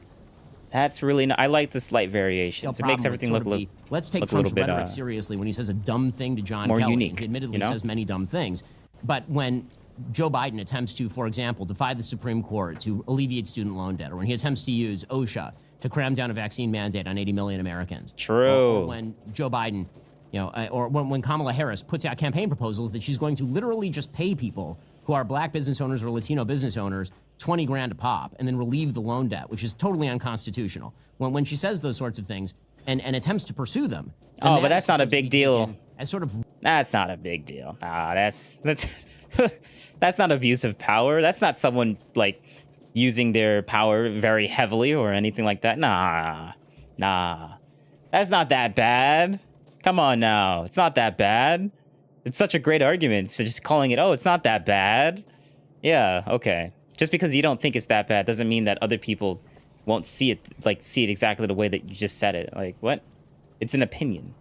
Not a strong argument. American politics works. The thing about Trump that's not normal is how he talks. The thing that is normal about Donald Trump is actually what his administration looked like, which is why I keep coming back to what was your life like in 2019? Was it better in 2019 or 2024? But put aside John Kelly, put aside the Atlantic piece for a second.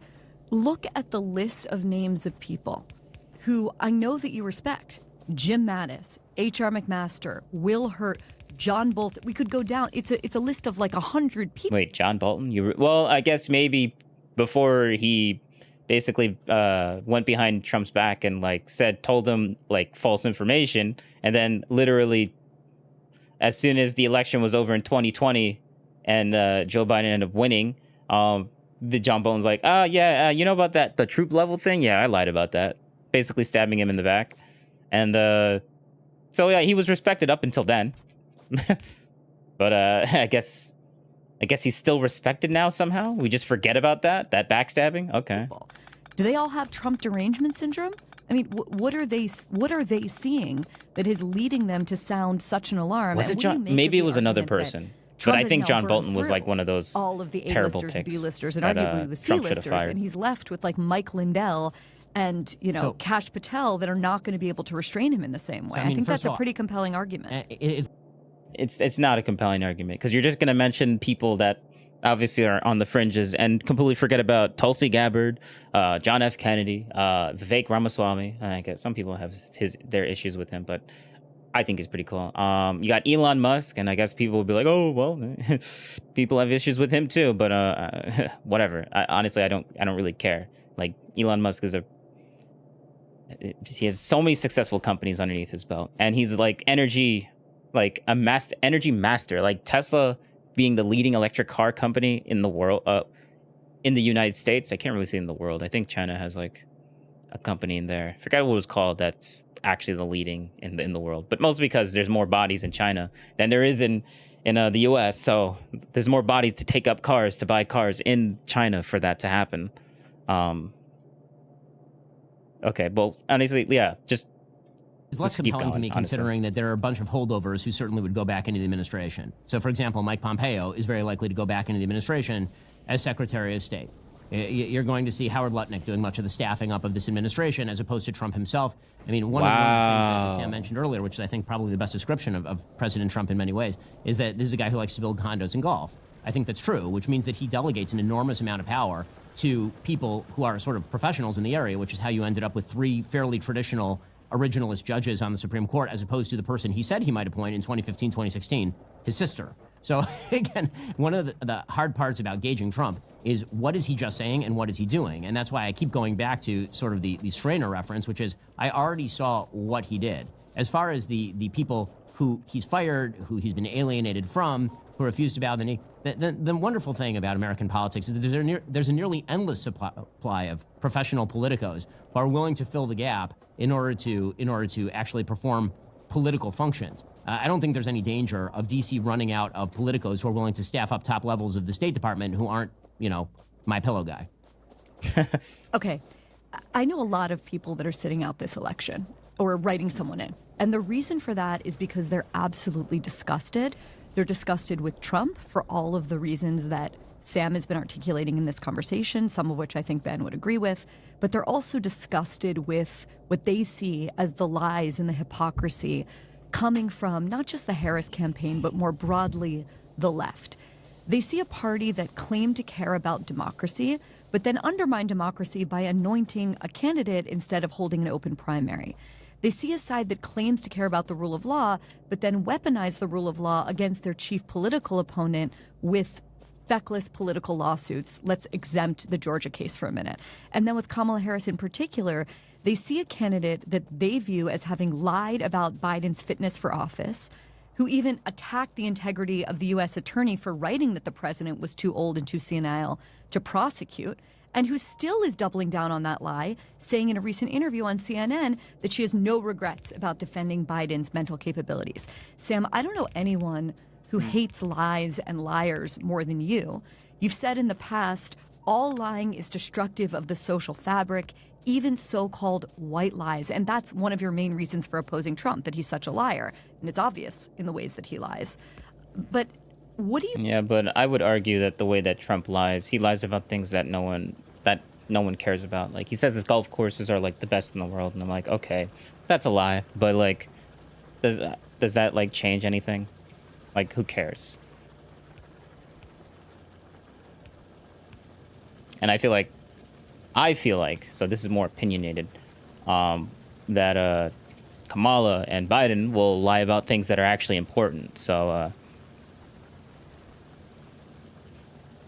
I'll give the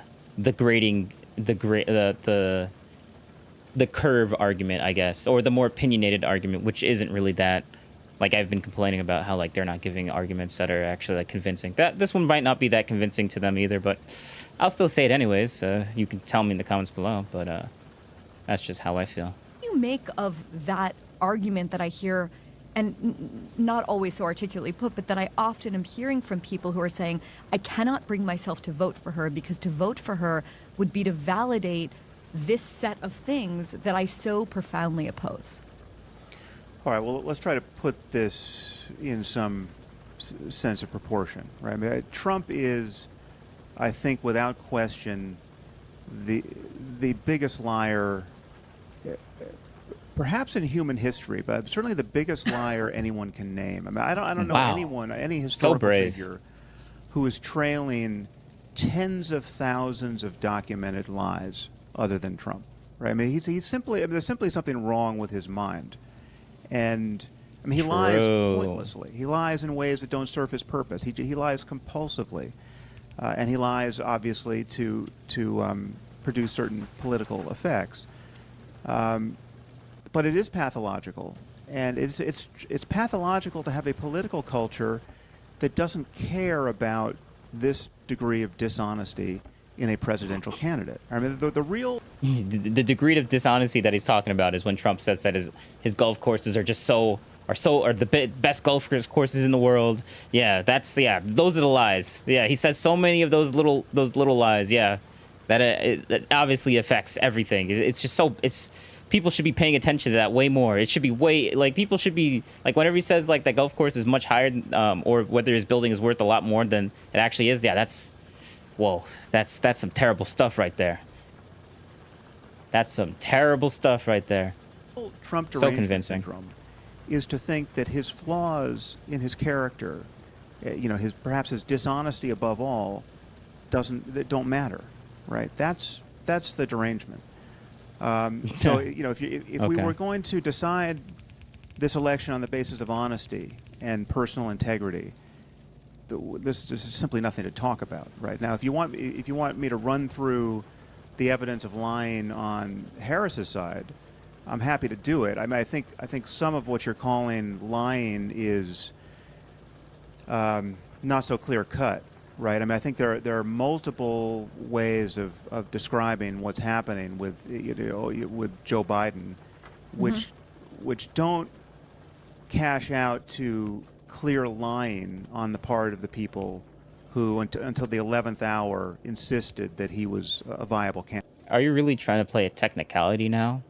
Like now when Joe Biden lies, well, we got to be technical with this now. We don't care about being technical when we're talking about Trump, but I was like, why wasn't my keyboard working?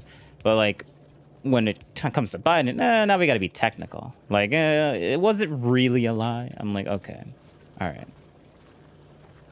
If that's the game we're gonna be playing now, then Candidate. double standard argument honestly makes sense now. Neurologically speaking, I'm not a clinician, but I can well imagine that this apparent contradiction that Kamala is faced with and hasn't figured out how to answer is not such a contradiction. I mean, the contradiction is this: if someone asks her point blank, well, if President Biden isn't fit to run, and we've decided he isn't after that debate, and because look, you're running for president, why is he fit to govern, right? Who's governing? Who's in the Oval Office right now? If it's a man who can't campaign, how can he run? If it's a man if he can't campaign, how can he run the country? Now that's very easy to say, and it kind of lands well, but neurologically speaking, I don't think it's necessarily true. I can well, and I have this on the authority of people who I've never met Biden, but I know people who know him. I know people who spoke to him even, toward the end of his campaign, and there's a difference I can't wait until I get robots, so I don't have to manually place belts and stuff. And being able to being compos mentis, given enough time in a long conversation about decisions that have to be made. And I can well imagine that while he's obviously not fit to campaign, and much less debate, that if you get him in the Oval Office and you ask him about, what should we do about Iran, he's of sound mind, and he was never a great speaker. And what you meet in him is somebody who can still govern. Right now, is it ideal that someone that old be in that position of power? I don't think so.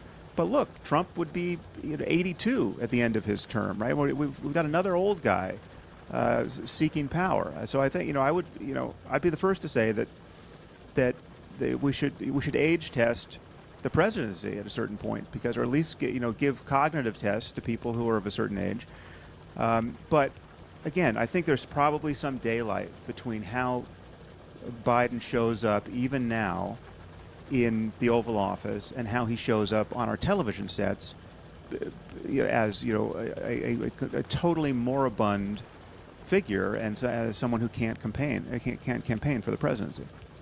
So you don't think, Sam, the people around Biden covered up his mental condition knowingly? Well, yes, but what they're covering up, again, this is not...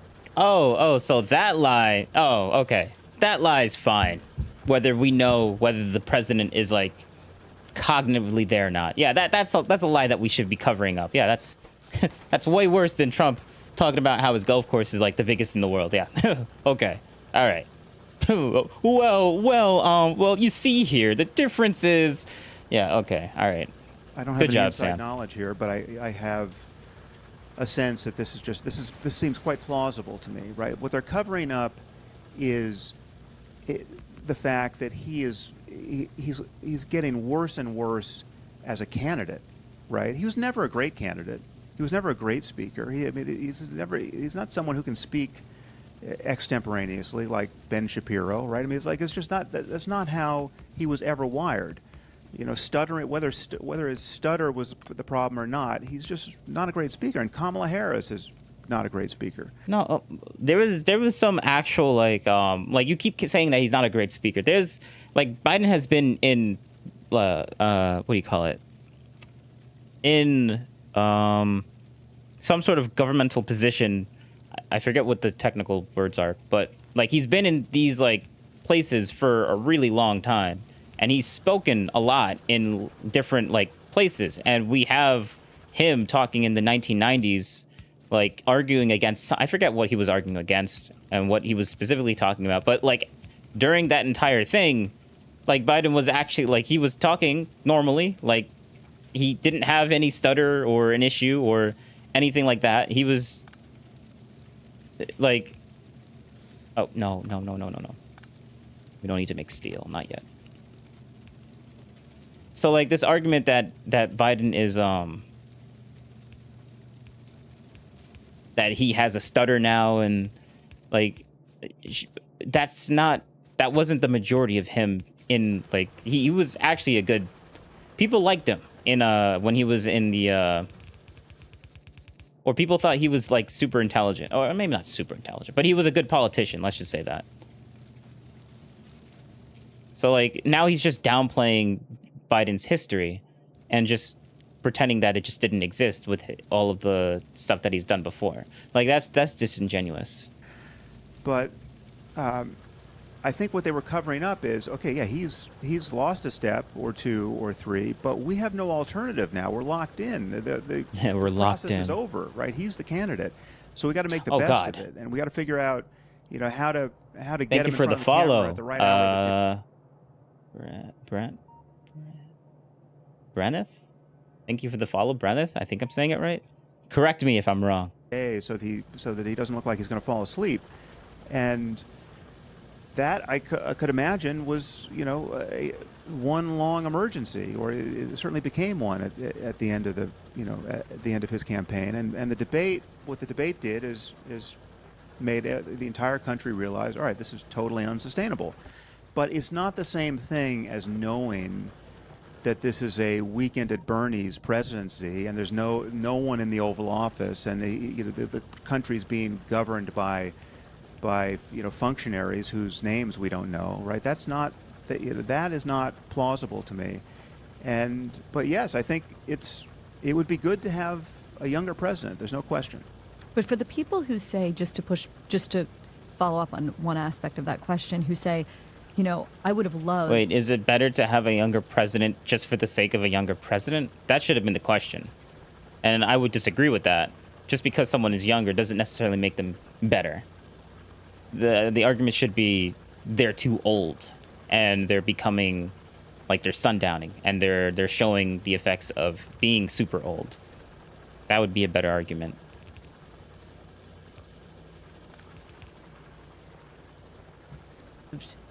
An alternative to Donald Trump.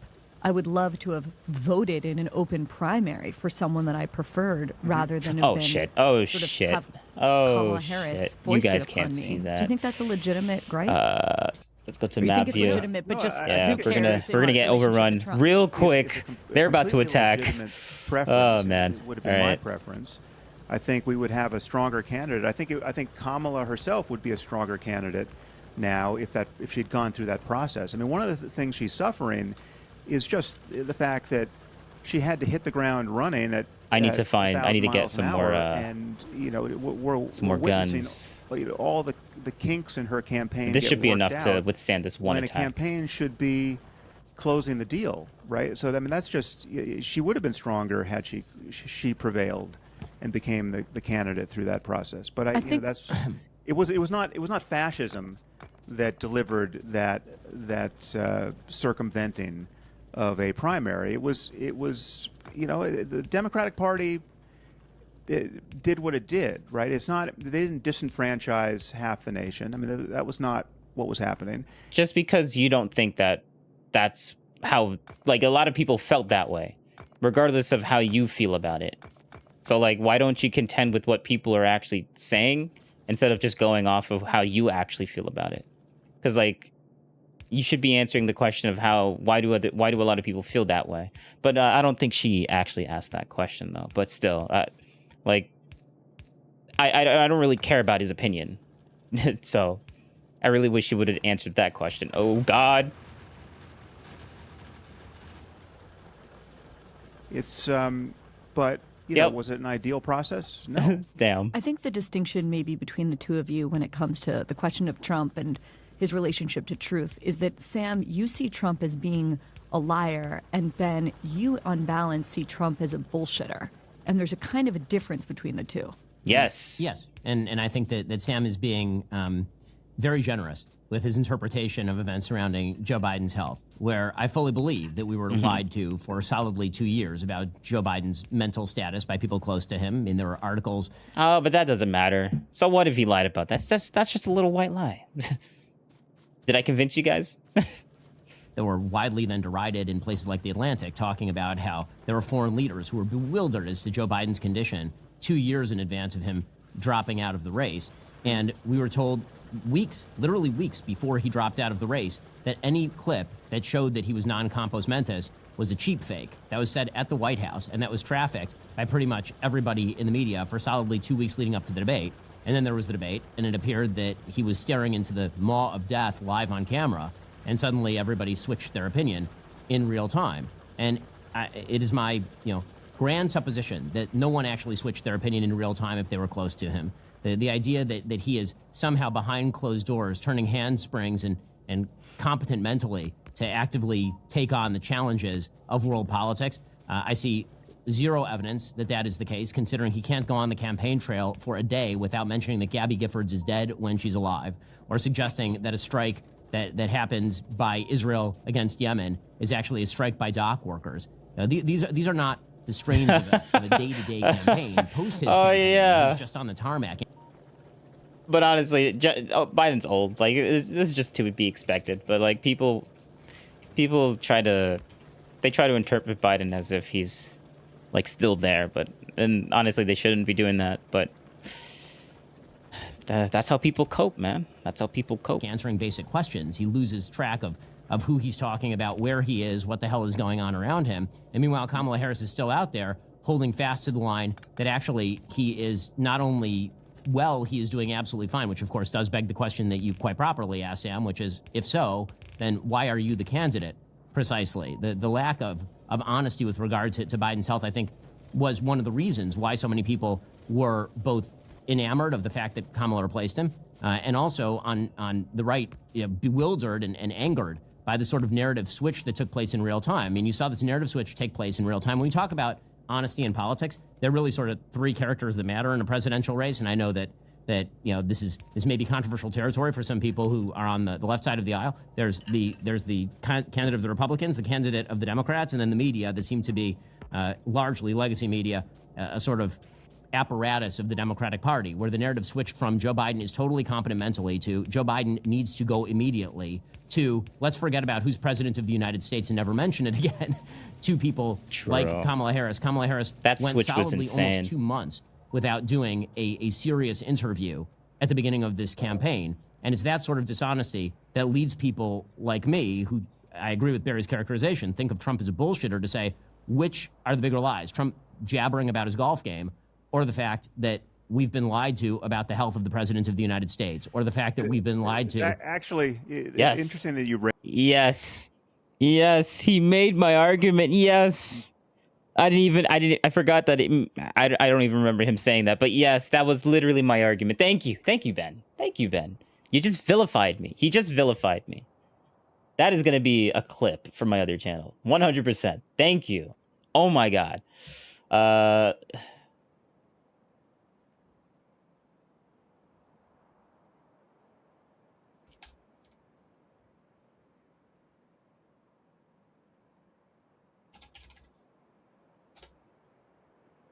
Raise golf, because honestly, if you're a golfer, Yeah, Wait, because like Harris is completely.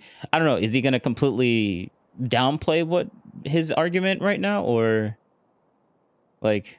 All right, let's see what Harris has to about say the to health that of the president argument. of the United States, or the fact that we've been lied it's to. actually, it's interesting that you raise golf because honestly, if you're a golfer, only a serious golfer can understand how aberrant it is for him to lie about golf. I mean, golf is this one sport that, to a degree that again, it seems completely bizarre, is all about honor and integrity. I mean, if you're Tiger Woods at the Masters and you've won the event, and wait, is he actually being serious with that argument, or maybe he's like trolling and kind of agreeing with Ben? I'm on the side that he's probably just trolling and just being facetious right now, just to be contrarian with Ben's point.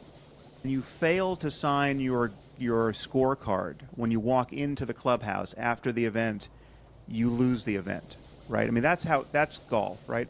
And Trump is someone who has claimed to have won tournaments he didn't even enter, right? I mean, that's just a X-ray vision for any golfer who understands just how insane that is. That's like an X-ray vision into his character, right? I mean, it is a. Sam, yeah, I don't really care. It's golf, man. Come on now. I think he's actually trying to make a legit argument, and if he is, then so what? Like, okay, what do you have to say, Ben? I mean, you're taking very, very seriously a man fibbing about his golf I'm just score. saying that even the things that think are totally superficial give you a tremendous amount of unflattering information about the man. I mean, he's just. Oh, okay. Unflattering information. Oh, okay. Okay. See, it's just okay. So he isn't trying to use that as a legit point. I'm like, okay, all right, whatever. Like, we're not picking the guy that's talks really nice words to fix our that can't fix our. Like, here's the analogy. Here's the plumber's analogy. Like, you got a plumber. You got two plumbers. One plumber. Here, I'll just throw myself in the middle just for a second. So you got two plumbers, right? You got one plumber. He's really good at his job. He has a very foul mouth, right? So he curses a lot whenever he's talking to you. But he's really good at his job, and the reviews say that he does a really good job, right? And then you got the second plumber, the other plumber. And he comes in, he doesn't curse, he doesn't do anything. He's really polite. He's actually very personable. Like, you would actually bring him to like your like, if you really, like, he could become, like, you would be friends with this guy. This guy's a pretty cool guy. He's friends with you. You would invite him to dinner and stuff like that. But the reviews on his, like, plumbing job is, like, people are always calling him back because there's always these issues that end up arising from other places. And there's like another bad review where he forgot to install a specific thing and then it ended up turning on the water, making everything worse. And so which one are you gonna pick to, like, do the job of plumbing?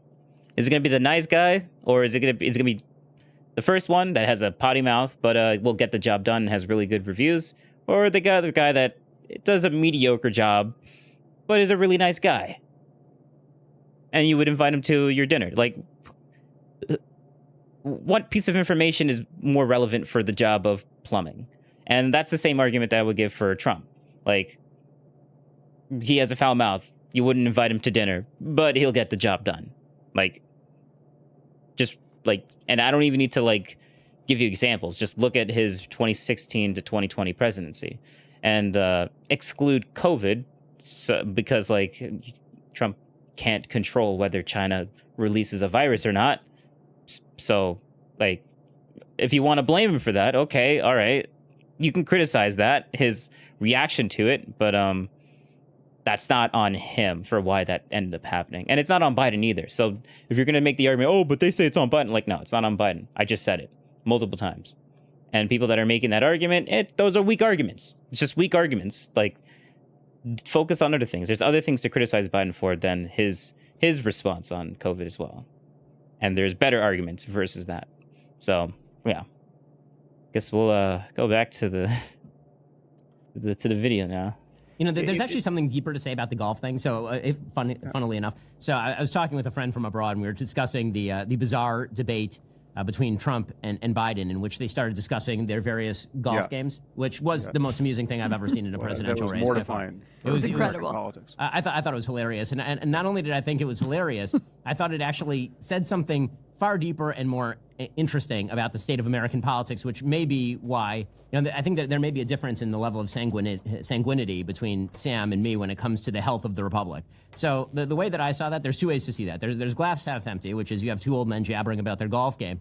And then there is the sort of glass half full perspective, which is we are such a powerful and durable country that we can put two 80-year-olds on a stage jabbering about their golf game to one another. And whichever one jabbers worse, we will make the president of the United States. And you know what? We will still be the most powerful country on the face of the earth, and everyone will love it. Because that's the reality. The institutions of the United States are incredibly durable. I mean, this is something that whenever we hear about, you know, the threat of Trump, and I hear from the right too. You'll hear from the right the sort of statement, this is the last election. That's actually a really good point. When the right says this, I don't like this. I don't like when Trump says it. I don't like when any politician suggests this is the last election. Elon Musk is saying that every single day right now. And I don't like when Elon says that. I think that that's wrong. I don't think that this is the end of the republic if Kamala Harris wins the election. I think that if Kamala Harris wins, then people on my side of the aisle need to go back to the drawing board and figure out new strategies on how to thwart whatever her agenda is.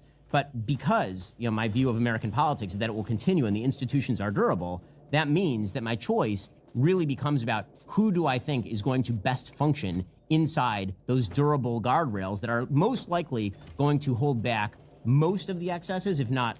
Literally my like, he has my point of view 100%. Like, that's exactly the way I see it. Like, it's not like I don't catastrophize one way or the other. Like if you believe in America and you believe in institutions, then yes, it should work. Like, then you should believe that the guardrails are going to hold up regardless of who's in office. But he gives a good argument against like why the subtleness of Kamala Harris's and the Democratic Party as a whole. Like he made in the beginning. Maybe I'll throw that here. I should probably like have a point where I throw that into the editing just so I can like make a good point on it.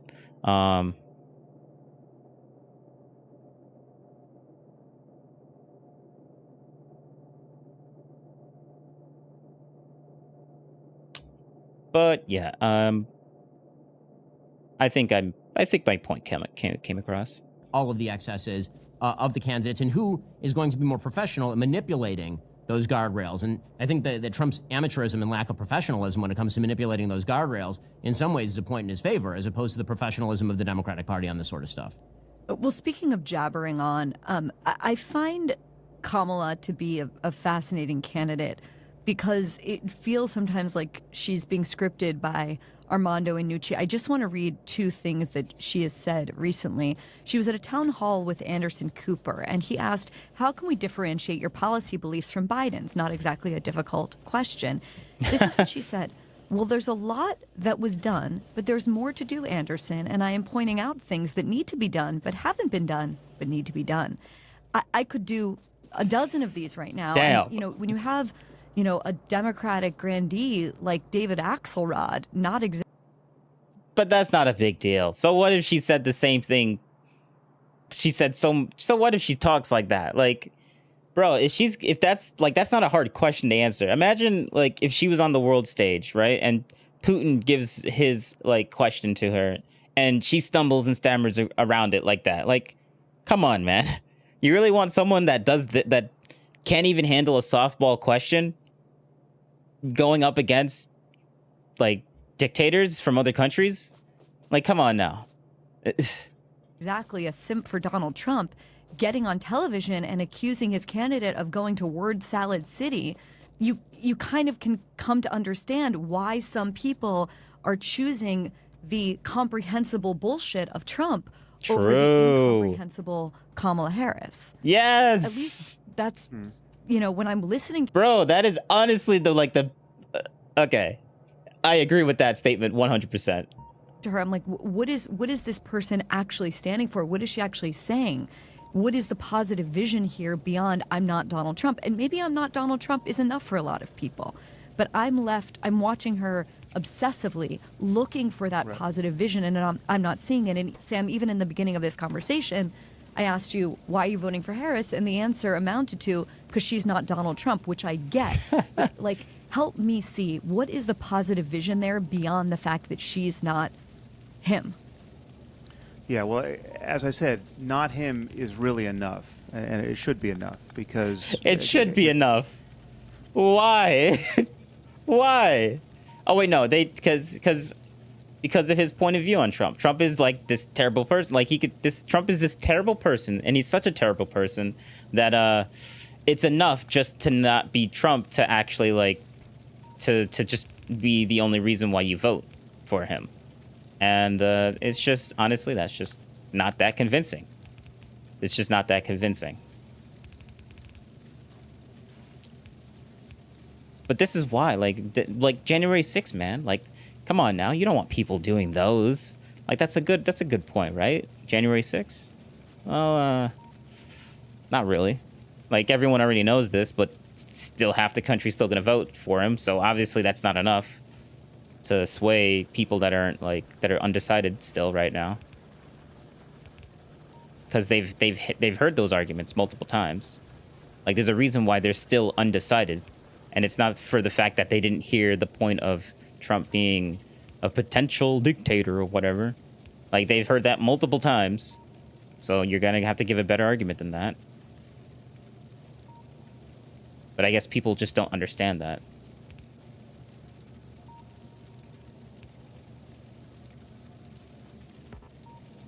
For me, it all falls out of the big lie and not committing to a peaceful transfer of power. I mean, that is so destructive. Yeah, that is a big lie, because it was the transfer of power was peacefully made. There's nothing else need to be said, right? And I wonder, if not that, what Trump could do that would disqualify him in Ben's eyes, right? I mean, perhaps Ben could tell us, but for me, that's he.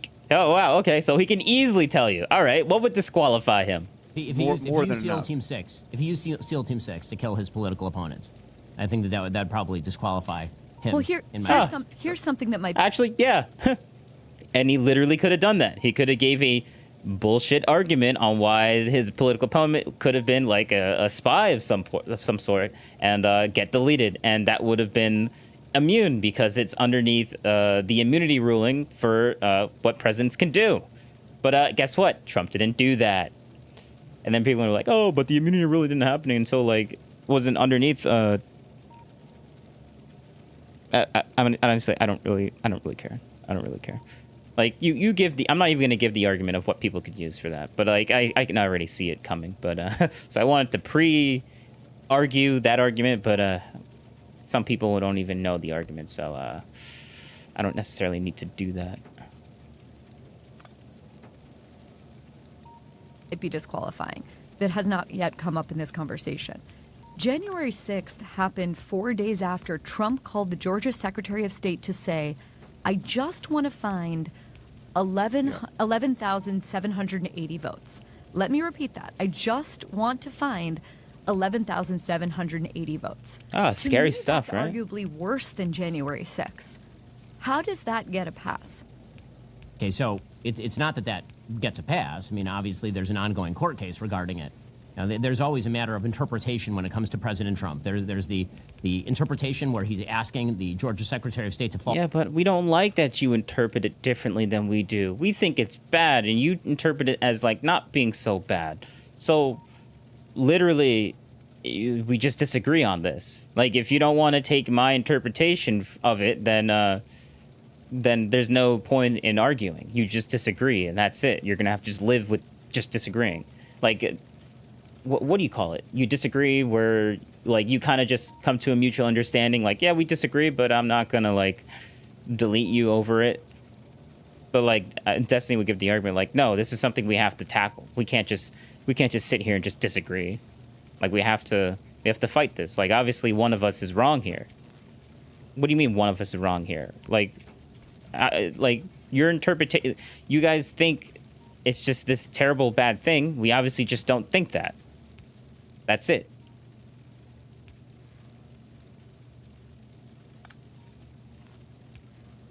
falsify 12,000 votes in order to overturn the electoral results in Georgia. And then there's the interpretation, which I find frankly more plausible, which is that Donald Trump actively believes. And the only way that we would agree with your opinion is if, like, well, just like what Ben said, if SEAL Team 6 actually, like, if he actually used SEAL Team 6 to delete his political opponent, and he didn't do that. So they're like, until that fact happens, we're not going to.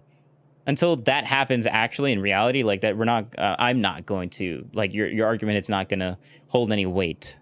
So he has to do something actually legitimately extreme, or what I would consider extreme, to like not vote for him.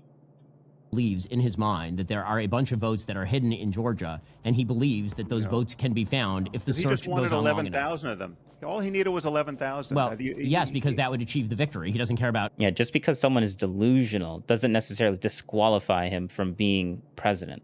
Like being delusional is not a disqualification to run for presidency. Like that's just how it works.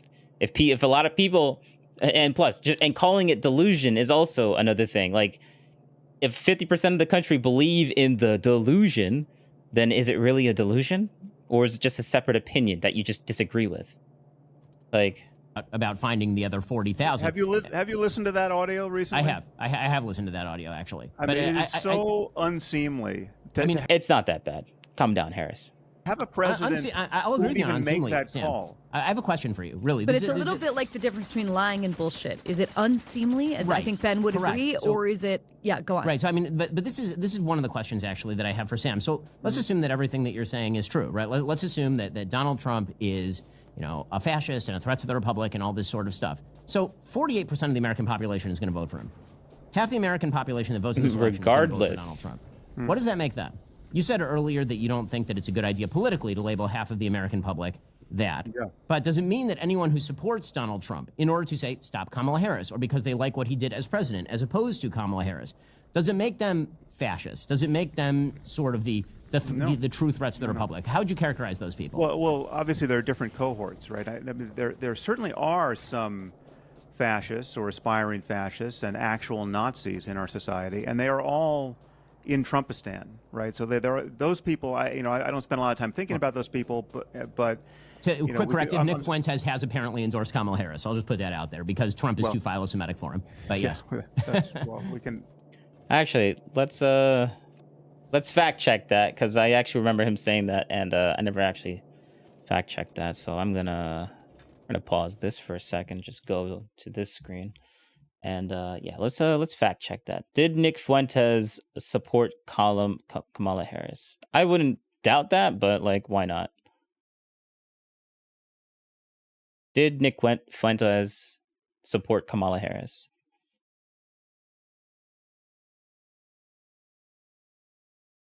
Nick Fuentes.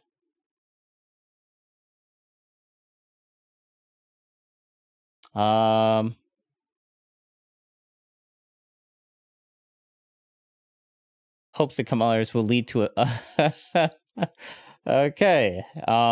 That's just a headline, but I want to see. All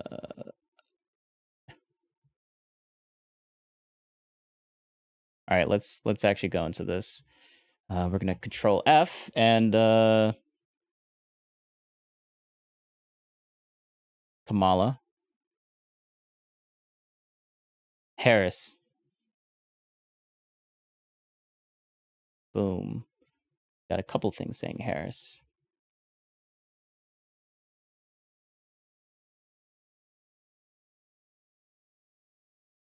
Nick Fuentes, a Hitler running racism. Oh my God, there's so many acronyms with this Fuentes guy. Holy crap. Is deeply what? Can you like not use a giant word? I'm gonna say that's a negative. A negative towards Trump. That does not mean that he supports the Democratic nominee, Vice President Kamala Harris. In fact, Fuentes just as vehemently opposed her, though he is starting to think that there might be a bright side to seeing her elected. Wow, okay. Where's the quote? Honestly, I want to see the quote during a recent live stream.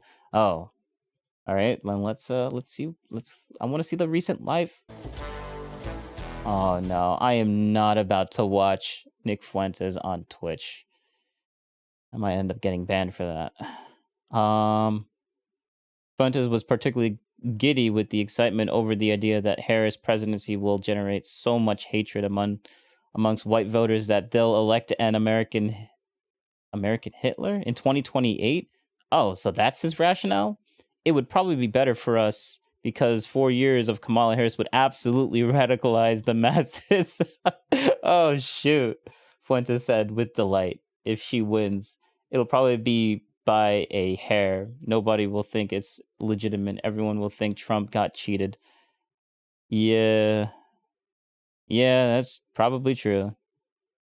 All right. Yep. Okay, so what he said was actually like he didn't outright support her, but he is actually like weighing the idea, and he was contemplating the idea. That's how it seems like what's going on here. Like he didn't go out and say, "Yeah, I'm fully 100% endorsing Harris." He just thinks that Harris would be much better for his views. Let's just say that. We can double click on that, and it's not going to go well for your side of the argument. Those people, I don't spend a lot of time thinking about those people, but quick corrective: Nick Fuentes has apparently endorsed Kamala Harris. I'll just put that out there because Trump is too philo-Semitic for him. But yes, well, we can double click on that, and it's not going to go. Hey, well, I just did double click on that, and it seems like what he said was actually true. So, good one, Harris. Good, Sam. I'm gonna just say Sam because they both, Kamala Harris and Sam Harris, have the same last name. Probably spelled slightly differently, but I don't know.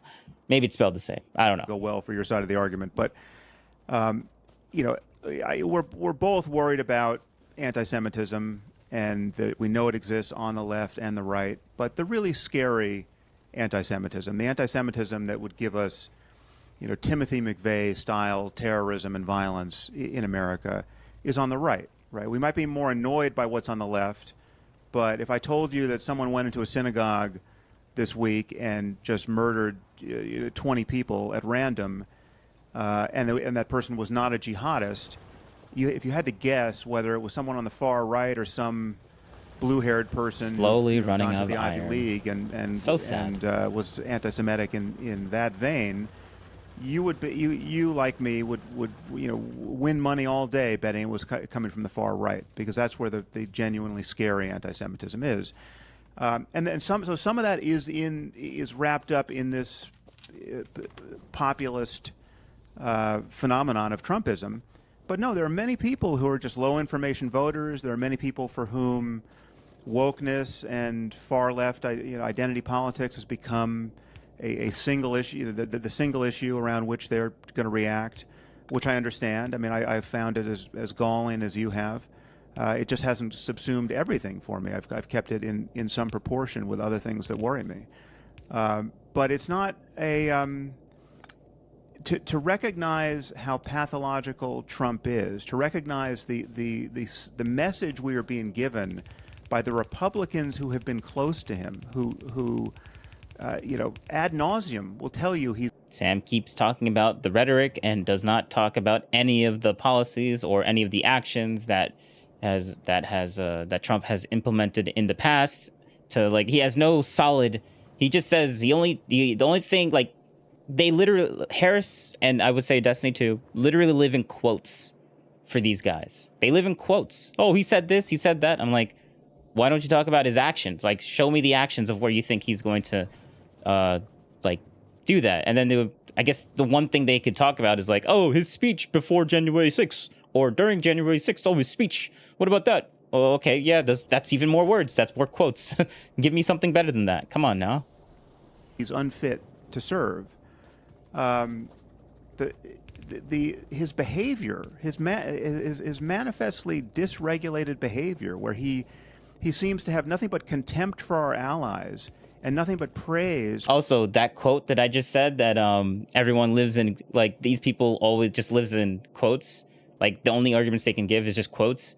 That's literally a destiny argument when he's talking about what's his face. No, when you're talking about people that support like the whole Israel Palestine arguments that he gives. He says, oh, the other side always just live in quotes and they have nothing else to say but just a quote. Like, and then when you actually see the quote, that you actually see that it's actually, you can interpret it a much better, a much like more plausible way, as he would say. Let's just say that.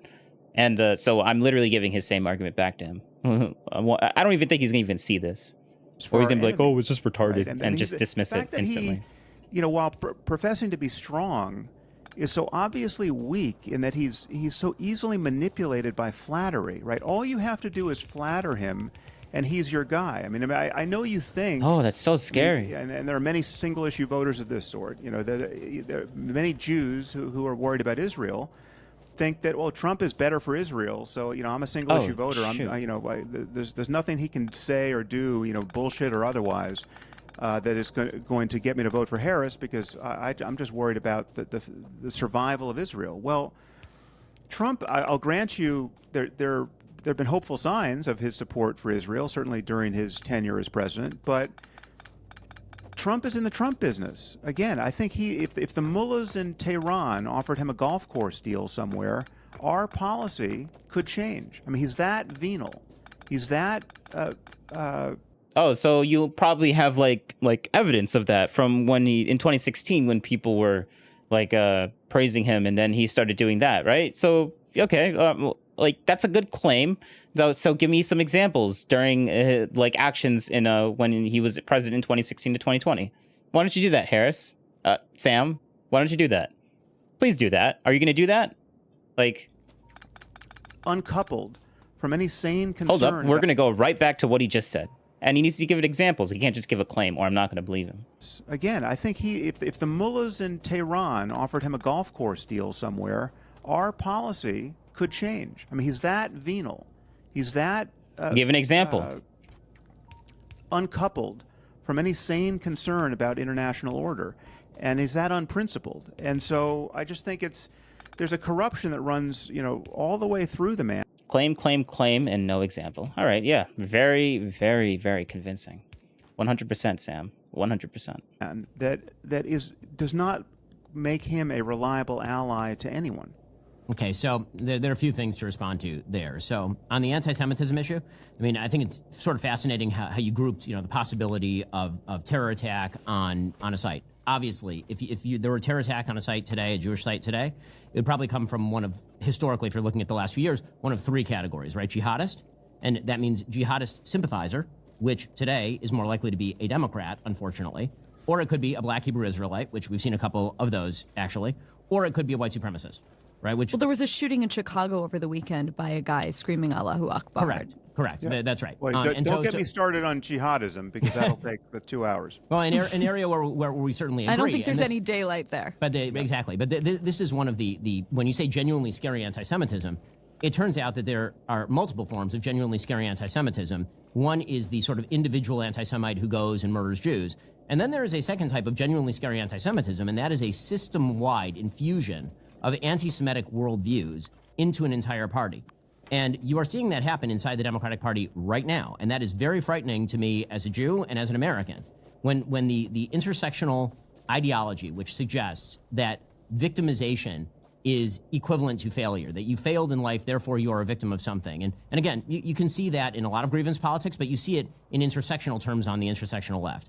And the idea, therefore, that if you are Jewish, that means that you're successful, that means you're an exploiter. And that is now, that matrix is then applied to international politics in the way that, say, Ta-Nehisi Coates has been applying it to the Israel-Palestinian situation. And that becomes a deeply held belief inside the Democratic Party. This is why, for example, by polling data, what you see is that Republicans support Israel 66-8. And what you see is that the Democrats, barely plurality, maybe support Israel. And among young Democrats, a plurality actually don't support Israel, they support the Palestinians. That, to me, is a more systemically scary thing than what's been happening on the right. And again, all right, I'm gonna make a technically correct argument, so you can bash me in the comments for doing that thing. Like, why do you call them, like, I wouldn't even say Palestinians, I would say the people of Jordan.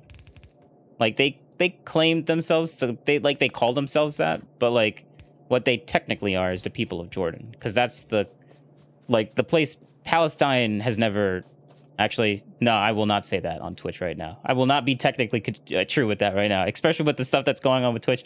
Nah, let's just keep going. Let's just keep going. Talking to I somebody almost forgot that was on victim Twitch. Of an enormous amount of Shoot. anti-Semitism, There's including from people. there's literally a giant scandal on Twitch right now with not having restricting people from going from making new accounts in a specific region of the world, which is insane.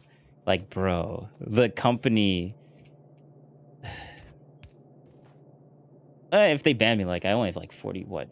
I don't have less than 100 followers. I don't really care for having my Twitch account getting nuked. I'll just like not stream there and stream to other places. So, yeah. Like, but I will play safe. I will play corporate safe with Twitch for right now. 2016. So it's not like I don't have any experience until they ban with me. This sort of stuff. They continue to hate me just as thoroughly as they ever hated me. And in fact, it's one of the reasons that many of them have gone anti-Trump is because I support President Trump. As I mentioned before, I've campaigned with President Trump. I've taken him to the OHEL. You know, like because of that, they are very angry with President Trump. The sort of speculation you have to get to the idea that Donald Trump is going to be more anti-Israel than the Biden-Harris administration after being the most pro-Israel president in American history. Just in political terms, he was the most pro-Israel president in American history. That is a far stretch. And as to the idea that President Trump is easy to manipulate on foreign policy, again, when it comes to his rhetoric, I don't disagree that very often he will say kind things about anyone who will say a kind thing to him. What I look to is what was the actual political outcome of his presidency. The actual what was the outcome action of his presidency? Under Barack Obama, there was an invasion of Ukraine. And under Joe Biden, there was an invasion of Ukraine. And under Donald Trump, there was no invasion of Ukraine. And that is because Donald Trump is wildly unpredictable. And it turns out that wild unpredictability in foreign policy, again, is not actually a particularly terrible thing to have. Some of that, by the way, is actual strategy by President Trump, believe it or not. President Trump has openly spoken about the fact that he will bluster and he will threaten and you don't know quite what he's going to do.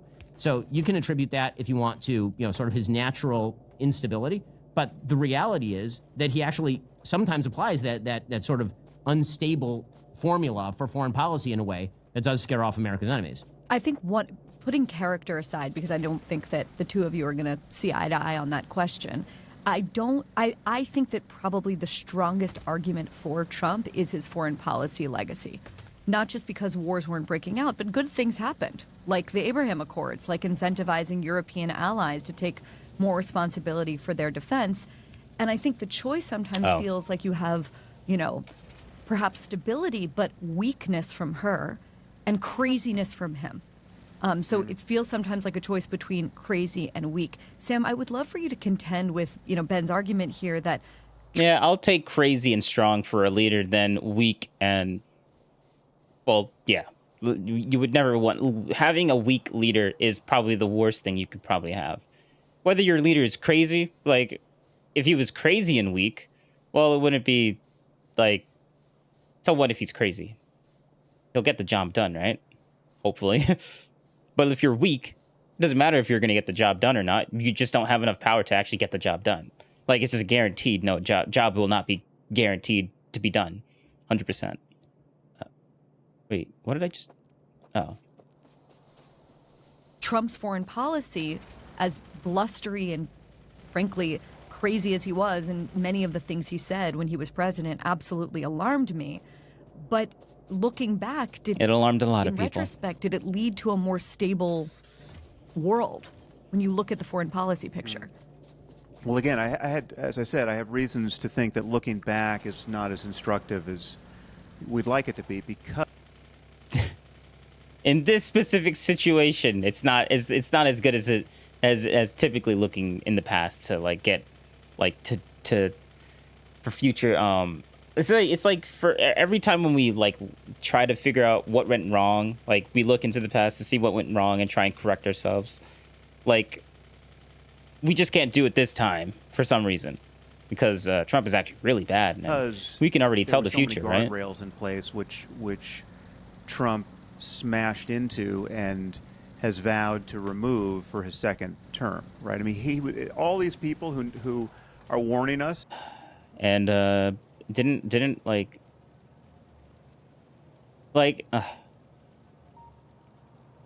keep hitting that stupid W key to keep making it say that caption thing on the bottom, but it's like, didn't Trump say a lot of crazy things before 2016, and then Ben gave his argument to why he ended up, like, why he wasn't for Trump for 2016, but now he is? Like, did he not just, like, do you not remember that argument, Sam? Come on now. You know, again, the 40 of the 44 most senior, most appointees, all of these people were the guardrails, and they all came away saying, yeah, he crashed into me and eventually fired me because I wouldn't let him do that insane and illegal thing he wanted to do, right? I mean, we're talking about generals who had to convince him that we couldn't use our nuclear weapons, right? I mean, this is not a normal situation. Like I said, Trump in 2016 was literally never been in politics ever in his life. Just came in. Like, of course, Trump is going to have these weird questions when he just comes in. Like, how is he supposed to learn if he's not going to ask these, like, questions and say, maybe we could do this and then get corrected? Like, come on now. Like, this is just to be expected when someone new comes into, like, okay, all right. Like, I've already made this argument early on, but we'll just continue. Right? This is a Trump is somebody who thinks that you can stop wars if all you need to do to stop a war is to bring in some wheeler dealer from Queens and negotiate it like it's a condo renovation, right? I mean he's just this is all bullshit. Yeah, I mean bullshit is the right word for much of what comes out of his mouth. And yes, I'll grant you that he can seem crazy and unpredictable, and you know, because he is somewhat crazy and perhaps unpredictable, but he's not all that unpredictable. I mean, he's predictably bent around by flattery. I mean, you can be as odious a person as the leader of North Korea that's kept his entire society in what is effectively a prison camp, and all you have to do is flatter the man, and he will claim to be in love with you, right? And as far as an ally, and that's the biggest problem. Oh, he'll claim that he's in love with you. Oh, wow, yes, that's very scary, man. It's very scary. We can't have that happening as a president. No. Okay. With Israel, I mean, he's just like, if memory serves, Trump's first utterance, public utterance after October 7th, was not some completely sane and compassionate expression of solidarity with Israel. It was some petty criticism of Netanyahu because he had felt slighted by Netanyahu. I mean, he's the guy who, when the Twin Towers came down after 9/11, he jumped on the radio and said, and many people say I have the tallest building in New York now, right? I mean, that's the man. My God, it's a joke, bro. Oh, he made a joke that was in bad taste, especially right after a very tragic event. Oh, okay, all right. Does that mean does that mean that he's not gonna like lower gas prices when he comes in like presidency? Is that what that's supposed to mean? Like, come on, man. It's who cares?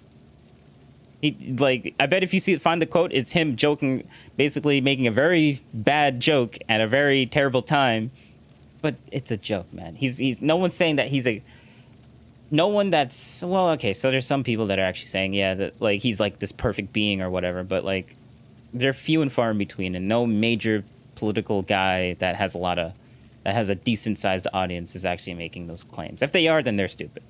Find me the clip and then I'll point it out and I'll call them stupid. Like, come on now. Right, that's the man who we've already elected. But from a policy perspective, do you think a Harris administration would be better on Israel than a Trump administration? I do, because it would be staffed by sane people, and what we have, again, sane people that might have leaked information about Israel to, was it Iran? I forget which, like the country that they're basically in, like they're having a war against. And I say that loosely because well, I'll just give the quote that Ben just did. Like, he said it already. I don't need to say it again. Like, we already went through this. If you're watching the stream, I mean, just go back. Well, if you're watching the edit, I'll just edit it in, honestly. I'll just do that. It's much easier to do that.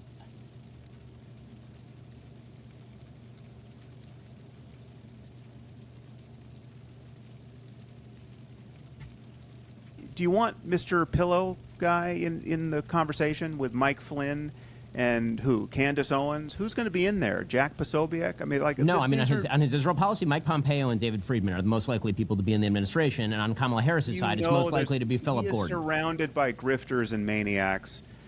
Sam, I know precisely the people talking to him. Right? So I'm not speculating about that. I mean, one of the arguments. So there are a couple things that I think are worth noting here. One is that you say that past performance is no indicator of future performance about him, and you also. That's legit. Like, Ben actually knows the dude.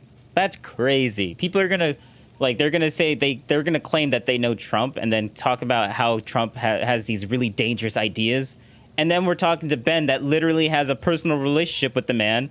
But yet Ben is less credible than the people that never talk to the man. Like, come on now. Like, who's gonna have a better who's gonna have a much more better or honest take on Trump?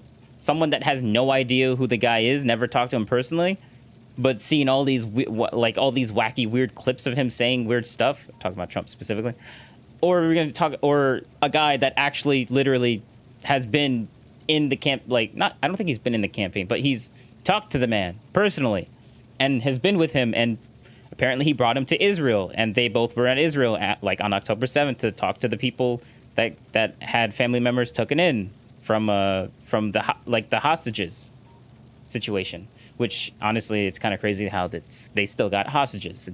It's been over a year and they still have hostages. Honestly, I don't even think those hostages well I'll keep that opinion.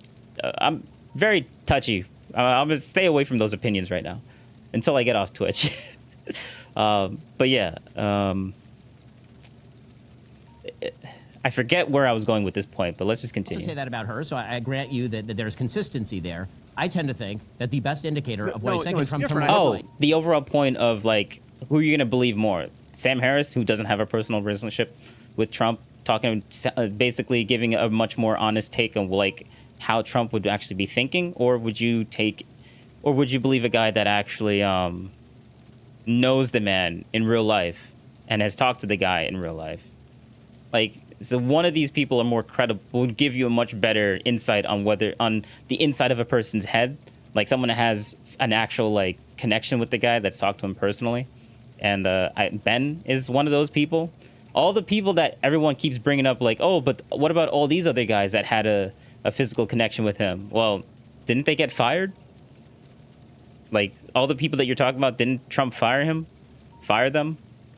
Almost every single person that you quote. And now you see them saying bad things about Trump after they fired them, like John Bolton. But John Bolton said this and he was in the circle, right? But didn't Trump fire him? And the reason why I bring that up is because, if he got fired and he didn't want to get fired, then obviously he's going to be mad at Trump. So, would you put it past him from just saying whatever negative thing that you could possibly think of to talk about the guy that fired him? Yeah, that just makes sense. So would you think that he would give a much more opinionated? Well, I mean, I guess you could say the opposite argument for Ben.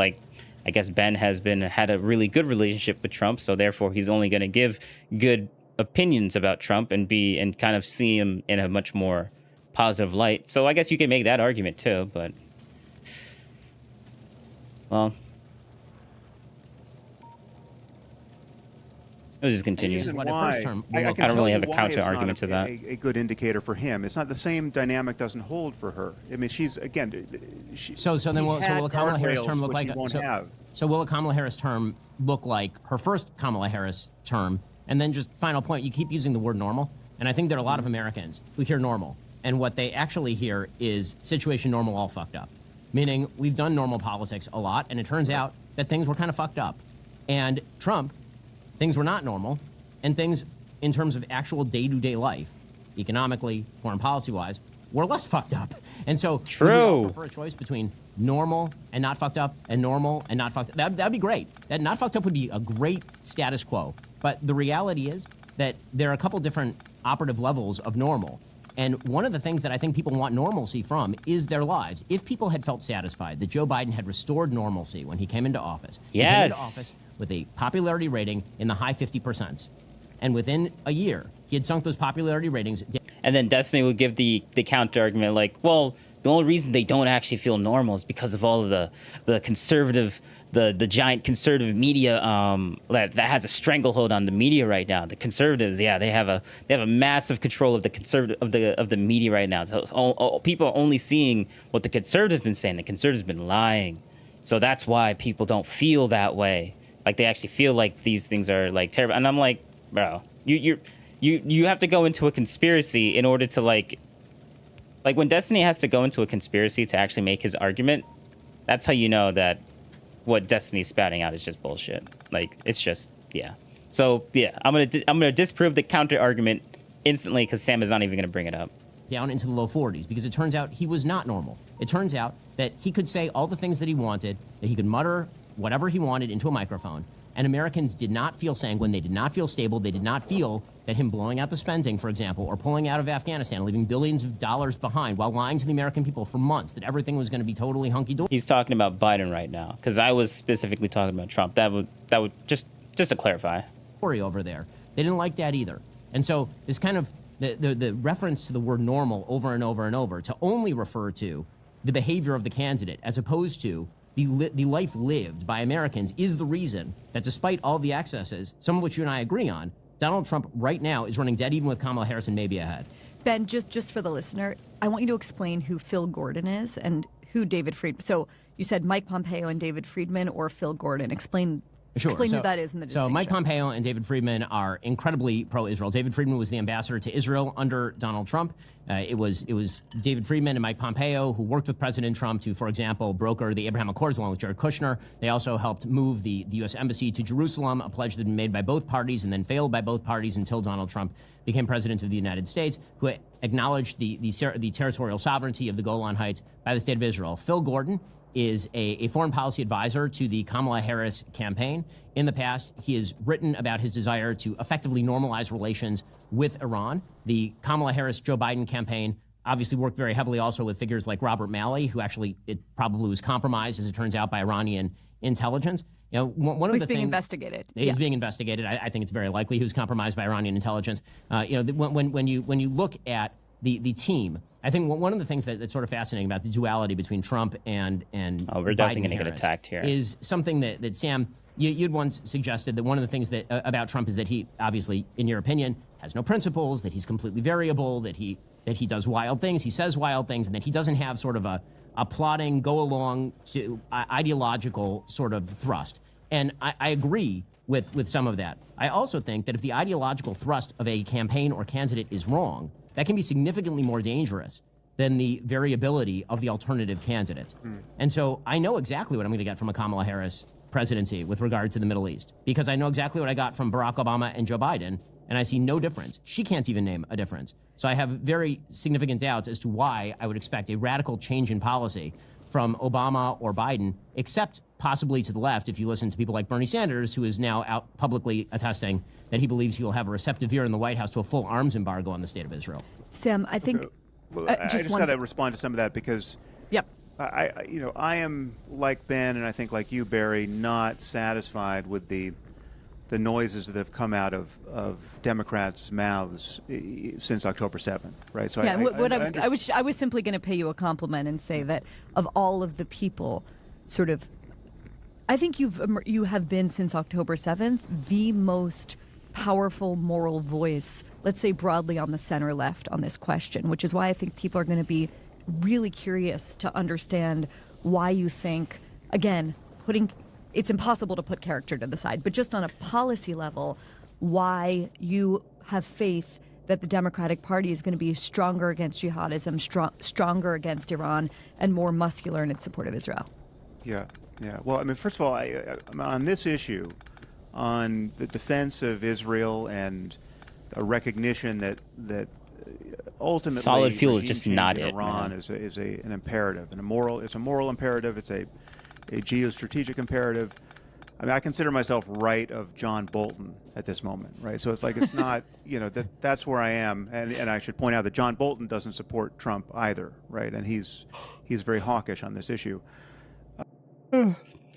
Like being on the right or the left, that argument doesn't hold any water anymore. Like, the Conservative Party has completely changed. So whether someone was old Republican or new Republican, that matters more. Like, you're talking about someone that's old establishment Republican. Like, obviously the new Republican people that support Trump aren't going to be like, who cares?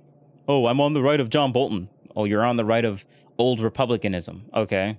Who cares? That has nothing to do with what's going on right now. Listen, Harris has an impossible task. I mean, if she loses in next week, or I shouldn't say who cares. I should say so what. We'll recognize that it was in fact impossible. But she has to hold this, or seem to hold this coalition together, and the coalition includes a lot of liberal and confused young people who think that, who've believed everything they saw on TikTok about the genocide in Gaza perpetrated by the evil IDF, right? I mean, that's, she needs those people to vote, right? Otherwise, we will have a Trump presidency. So on some level, the fact that she is as tongue-tied as she is on this topic is easily explained, right? The fact that she she honestly shouldn't be so tongue-tied with it. Like, just like, I mean, I guess if you want to win, you have to bring over, well, Destiny makes those arguments. I actually don't really agree with him, so I'm not even going to make the argument. I was about to, but then I'm like, do I really actually believe what Destiny's saying is true? And I'm like, nah, not really. So, yeah, continue, honestly. Yeah, I guess she is kind of tongue-tied, but there's arguments against it, but I don't actually believe them. Always turn They're the not corner as when convincing. Expressing her full commitment to support of Israel and her recognition that Israel has a right to defend itself. Seemingly, she always has to complete that sentence with, but of course, we need a ceasefire, and there's been far too much death and destruction in Gaza, right? It's been unconscionable, right? She has to give that whole thought and never just the first part, right?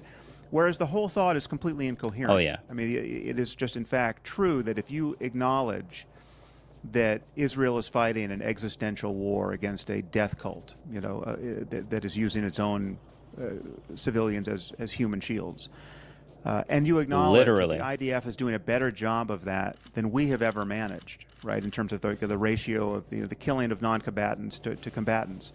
It's something like 1-to-1 in Gaza, and it's been 1-to-9 in some of our conflicts with jihadists, right?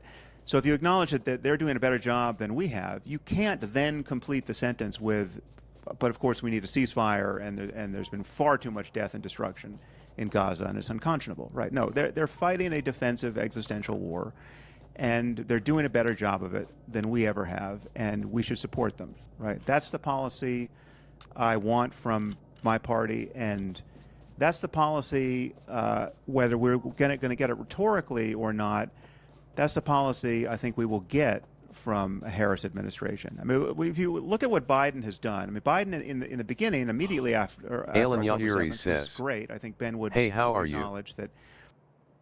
Hello, first-time chatter. Aries. I'm gonna say Eris. I'm gonna just use the last part of your name, Eris. I'm good. I'm doing good, Eris. That his going immediately to Israel was great, and Israel has gotten a ton of support. I mean, in this latest, I mean, there have been hiccups. Just chilling, doing some Factorio, and listening to the ultimate debate, 2-hour ultimate debate of Sam Harris and Ben Shapiro. Not sure if you know who those guys are, but yeah. And there's certainly been rhetorical. How are you doing, actually? Errors, but we have given more aid to Israel in the last year than we've ever given Israel. And in this latest mission, where they flew sorties over Iran, my understanding is that there were American planes in the air, Alan ready Yahiri to says, respond. Thanks for asking. You could, instead of saying thanks for asking, you can actually just tell me how you're doing. Like, Alan Yahiri says, Israeli plane. How's your day been so far? You already asked that question, which makes me think that you're just a bot, and I will turn off TTOS because we don't need to listen to bots. planes went down, right? So we are supporting them. What we aren't doing, and what Kamala Harris can't afford to do for purely idiotic political reasons now, is spell this out clearly in moral terms that would satisfy us, the three of us, because there's so many morons on the far left who have yet to vote. So I actually wonder about that, because when you look at the politicians who are successful in the swing states from the Democratic Party, that's actually not super true. So, for example, Josh Shapiro, obviously governor of Pennsylvania, Jewish, very pro-Israel, was widely perceived as a possible Kamala Harris pick, which would have made for another odd Harris-Shapiro ticket.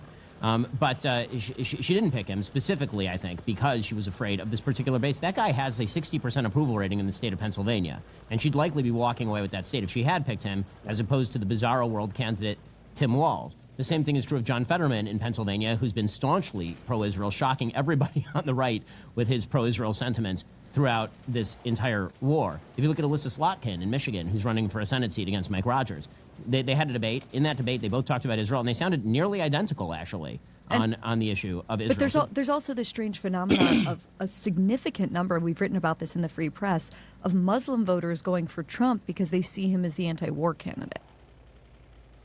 Well, I don't know how closely you guys have been paying attention to that. That's not flattering from my point of view with respect to support for Israel or their expectations of his support for Israel. I wonder if Harris, if it's not indicative of something ideological for Kamala Harris, the fact that she has not had a sort of Sister Soldier moment with regard to these campus protesters who've been making asses of themselves in the streets. She should have. She should have. I view her not picking Shapiro differently, and here I believe I have some behind-the-scenes knowledge. Oh man, we're basically out of iron down here. I don't think it was because the fact that he's Jewish was perceived as a liability. I think it was much more a sense, one-on-one when she was vetting them, that he wasn't a natural number two. He ran the risk of upstaging her. He wanted a real portfolio, whereas Wall ran the risk of upstaging her. That just shows that. Oh man. That just shows that damn cramp. Stretching will delete me sometimes. Okay. That just shows that like she's that like that's such a bad argument, honestly. Like, it just shows how weak Kamala Harris is. Oh, someone's gonna upstage her. Like, bro, come on now. Didn't come in as that with that kind of ambition, and she was more comfortable with him for understandable reasons. I think it was a mistake. I think I'd be happier if she had picked Shapiro at this point, and I would have been at the time. But it's. I mean, I give him credit. He's able to actually acknowledge that. So, good on him. Good on Harris. Like, I don't think Harris is an idiot. I think he's a smart guy. I just disagree with what he thinks is worse than. Like, I just disagree with what he feels is worse than what I feel is worse. So listen, I think it's opinionated disagreement. It's not actually fact-based disagreements. The Democratic Party is a weird coalitional party, and it bends around the political rhetoric in ways that you really don't have to worry about among Republicans, because it's just not the same strange object politically. Is Harris having to pander to people who you and I don't agree with?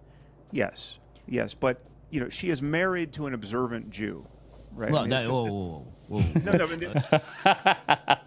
Ben had to disagree with that one.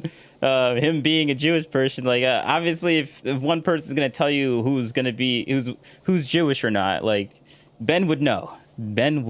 So I find it very interesting that Ben had to call this out very quickly. But yeah, continue. The idea. Now we're going to get into Jewish observance. Observant by my standards, not by your standards. Whoa. Okay.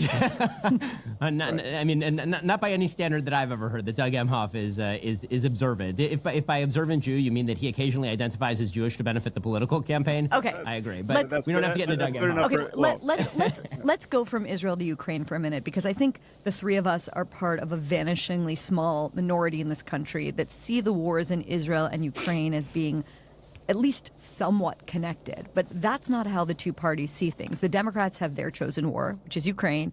The Republicans have their chosen war, which is Israel, seemingly at the expense of Ukraine. Trump has said... And the Israel argument is obviously way stronger than the Ukraine argument. But I digress. Some really remarkable things about Ukraine. He's called Zelensky the greatest salesman on earth. Every time he comes to our country, he walks away with $60 billion.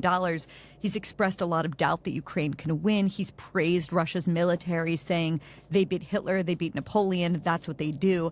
And then J.D. Vance, Trump's running mate, has said pretty, to my mind, alarming things. I got to be honest with you. I don't really care what happens to Ukraine one way or another. Let's start with you, Ben. Sure. You are, hardly an isolationist. I've always thought of you as someone that has a pretty muscular view on foreign policy. Does any of this alarm you? Does this sort of what I hear as, frankly, appeasement rhetoric toward Putin and Russia coming out of the current iteration of the Republican Party give you cause for concern? So, I mean, there has been this very weird gap between J.D. Vance and President Trump on this particular issue. And J.D. has actually acknowledged that gap in the past, that he, for example, has suggested that there be total defunding of the Ukrainian war effort, which is something Trump has never actually said.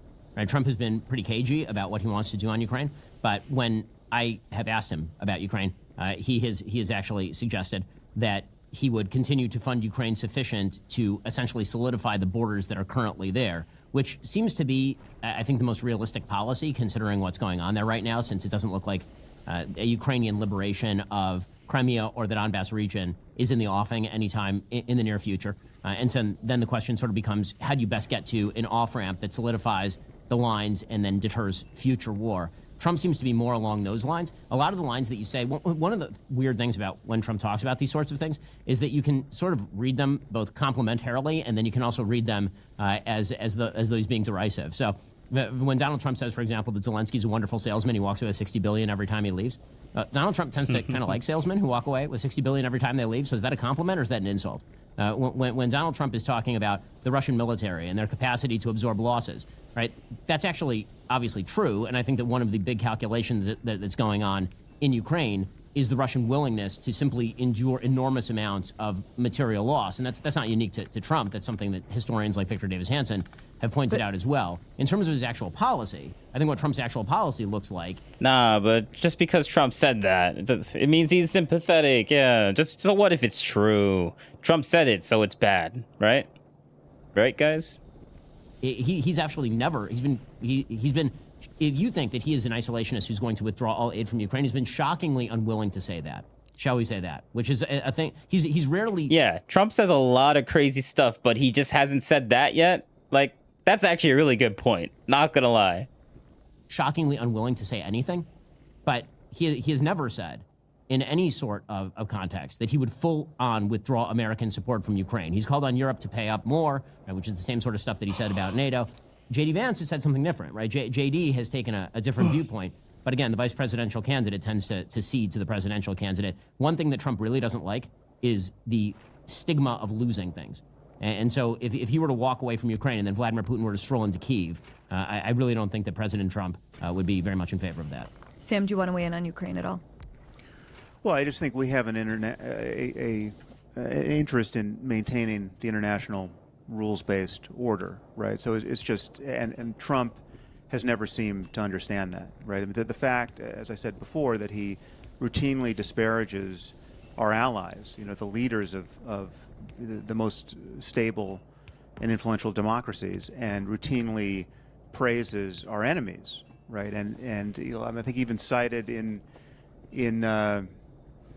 his debate with Harris that why am I brilling it over here? The endorsement of Viktor Orban was the real feather in his cap, right? I mean, it's like he loves dictators or quasi dictators, and he seems to revile the people who he really should view as. Thank you for the allies. follow, Pencil. We'll call you Pencil. How are you doing, Pencil? I appreciate colleagues, that. or any American president should. Certainly, if we're going Pencil to have Pookie says, a multilateral approach carrot. toward maintaining world order, right? Carrot, I think you just had a debate Barry doing on good. your podcast with about. How are you doing? Do with, you have anything to Brett talk about Stevens with and Matt Taibbi and what I'm watching, or you're just gonna talk about how am I doing and then ask me if I would like art or whatever? Because if it's the latter, then I'm not too interested in that type of conversation. Let's just say that. But if you have anything to say about political stuff, I would like to hear it. Because we'll do a little chat about that type of stuff. Who do you think is gonna win? And also, are you like a U.S. citizen? Because that actually makes it a little bit more interesting. Because if you're not and you have an opinion about it, well, it'll be cool to talk about, but I don't really have a lot of interest. Jamie Kirchick and Lee Fong, I believe, and about whether America should Police the maintain its world. role Pookie as the world's says, policeman. Happy right? Halloween, carrot. Oh Clearly yeah, it is should, Halloween. but, I mean, Yo, Halloween has like completely slipped my mind because of the whole election thing. Pookie says, how your day gone so far? Oh, so you are just gonna randomly say, "Hey, how's your days going?" And you're gonna, bro, you literally said it exactly the same way as this other guy said it.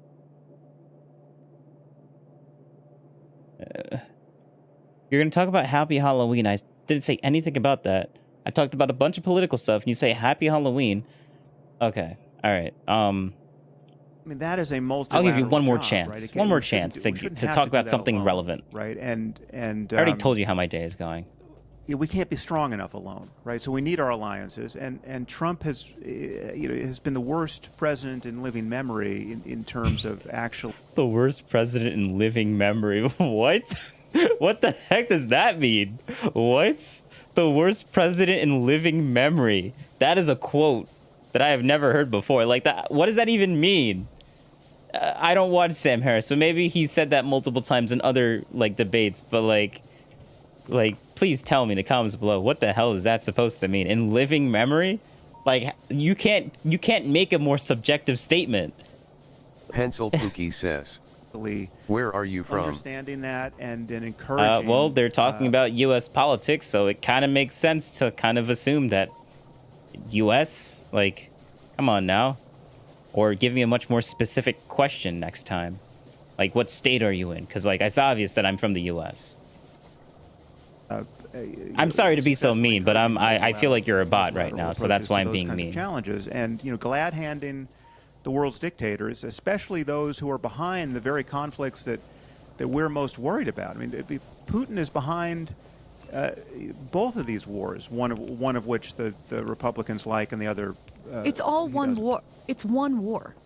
Yeah. I mean, in my view. But Putin, if you look at Putin and Xi Jinping and the mullahs in Iran, that is the axis of instability that we need to worry about now. And they're trading weapons. They've got. I need to make some blue science. We've got North Korean soldiers showing up blue in science Russia now, requires. Pookie says, anyway, what do you think about the customization of your channel? Like adding custom bat? Nope, that's it. Customization of your channel. Oh yeah. Like I didn't hear that one before. Yeah, TTS is gonna be off until Mr. Bot is gone. Customization of your channel. I haven't heard that one before. No, I don't care about my customization of my channel. You know what I think about the customization of my channel? I got this nice little thing called Dream Studio. It makes AI art. And you know how much it cost me to make that art? Zero, nothing. So have a good day.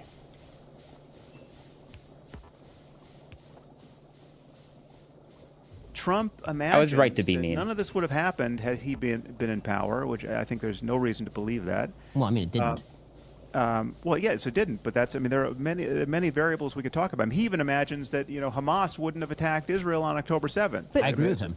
But Okay, I so agree you with think, him. you I think agree a with him, death too. cult that is in fact suicidal, is calibrating its behavior based on who the American president is? No, I think mean, the death cult that is suicidal and is funded by Iran and told what to do in large part by Iran would have had a different condition on the ground if Donald Trump had been president, because Donald Trump would have brokered Saudi Arabia into the Abraham Accords by February of 2021, This is whereas Joe all- Biden decided to absolutely alienate the Saudis from day one of his administration, thereby leading to a breakdown in negotiations between the Saudis and the Israelis while he attempted to open the economy of Iran negotiating a nuclear deal. Yeah, I do think the geopolitical conditions make a very big difference in the discussion of what Hamas was doing on October 7th. I do, by the way, one quick comment, and then go to whatever you want to go to. I'm going to let Ben finish before I say something. About the saving democracy or the international rules-based order. I think one distinction between sort of how Trump addresses foreign policy and frankly, how I think a lot on the right now address foreign policy is that there's a lot less talk about, say, democracy or the international rules-based order, and there's a lot more talk about what America's interests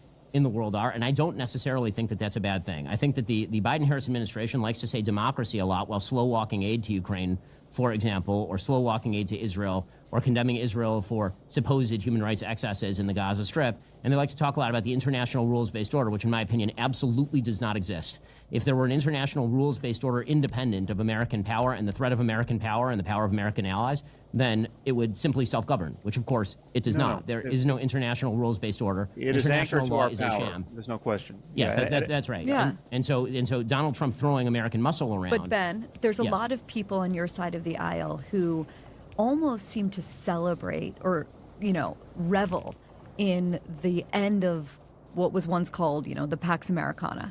And Yes, I'm thinking of J.D. Vance, I'm thinking of Tucker Carlson, I'm thinking of that entire wing of the party that, in my view, is, let's put Trump aside for a second, is very, very ascendant. How much does that worry you? I mean, that obviously worries me because I disagree with that. And one of these sort of internecine battles that's being fought on the right is over these questions of foreign policy. There's a weird horseshoe that's taken place in American foreign policy thinking where the sort of far right that you're talking about has sort of met the far left in its disdain for the use of American power and for the maintenance of American power abroad.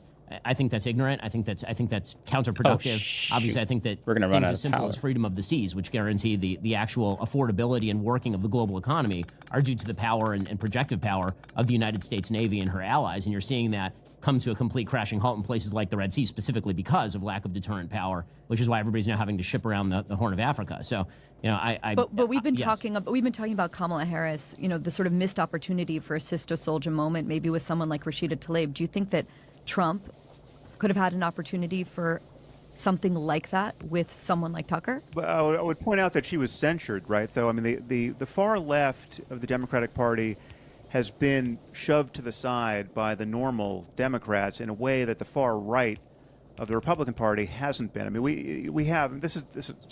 Sorry to interrupt you, Ben, but I just want to respond to what you just said. Again, you're grading Trump on a curve here. Like, I mean, Tucker Carlson was sitting right next to him at the Republican National Convention, right? I mean, Tucker Carlson, who just had this. I mean, say what. Trump is not a normal. He's not a normal politician, so it's obvious that you would grade him on a curve. Ben already admit to that in his first debate with Destiny. Of course he grades Trump on a curve.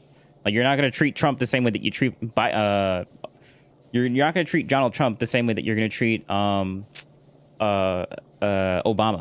That was his quote, literally. Is that a bad thing? What, you're going to treat every single person exactly the same way and not change the way that you talk? It's that's a stupid way to go about things. And then you're like, oh, but it's a double standard.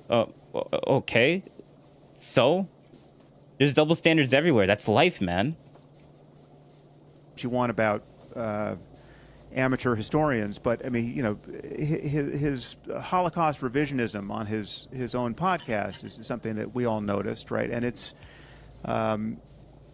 bizarre, and I mean, whether he's a real anti-Semite or just anti-Semitic adjacent, I don't know. But you've got a lot of characters in there who are in good standing with Trump, and certainly with Trumpism, who are explicitly encouraging. I mean, you're even adding J.D. Vance to this list. They're explicitly encouraging an American retreat from the world stage, and that is a form of American weakness, right? I view, I think like you do, weakness to be provocative here. We need to be as strong as we've ever been, perhaps stronger than we've ever been, but we also need to project that strength in a way, again, in a multilateral way that fills this vacuum of power that we're noticing, because it will be filled. It will be filled by China. It'll be filled by Russia. It'll just be filled by chaos. Right. No, so I agree with your analysis, obviously, the world situation. I think that the sort of calculation you have to do when you look at both parties, and again, I agree with much of your assessment of Tucker Carlson, of whom I've been extraordinarily critical, especially on that particular interview that you're speaking of, or when he went to Russia to talk about bread prices or whatever it was. Yeah. You know, that sort of stuff is, as you may know, not my bag. I'm not fond of it. The calculation that you have to make when you are making a vote between these two. Look at that. Ben just disavows it instantaneously. Just right that. Like right then and there. But then people would be like, well, that's not disavowing enough. And I'm like, okay, all right, whatever. Candidates on this issue, for putting all the other issues to the side, is which one is more likely to project American power, which one is more likely to actually project strength, which one is more likely to project weakness in the world. And here, again, I will return to what Donald Trump did during his first term. And I think that so much of this conversation revolves around that one signal question that I think people are going to have to answer for themselves. Do you see his first term as predictive of his second?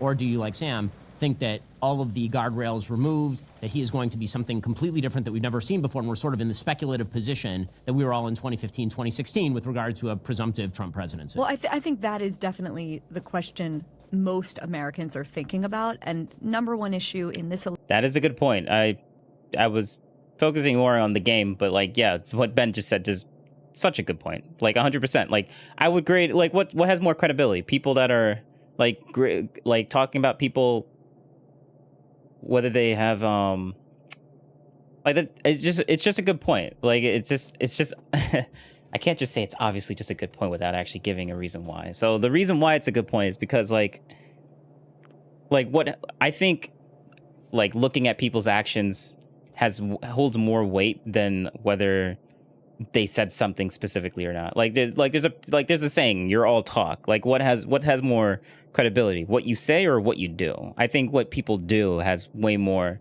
to point out, or has a much higher prediction rate on what they're going to do later than why does it say unstable? What, because you don't like what I'm saying? Freaking bitrate 2. Oh, well, hey, don't worry about that.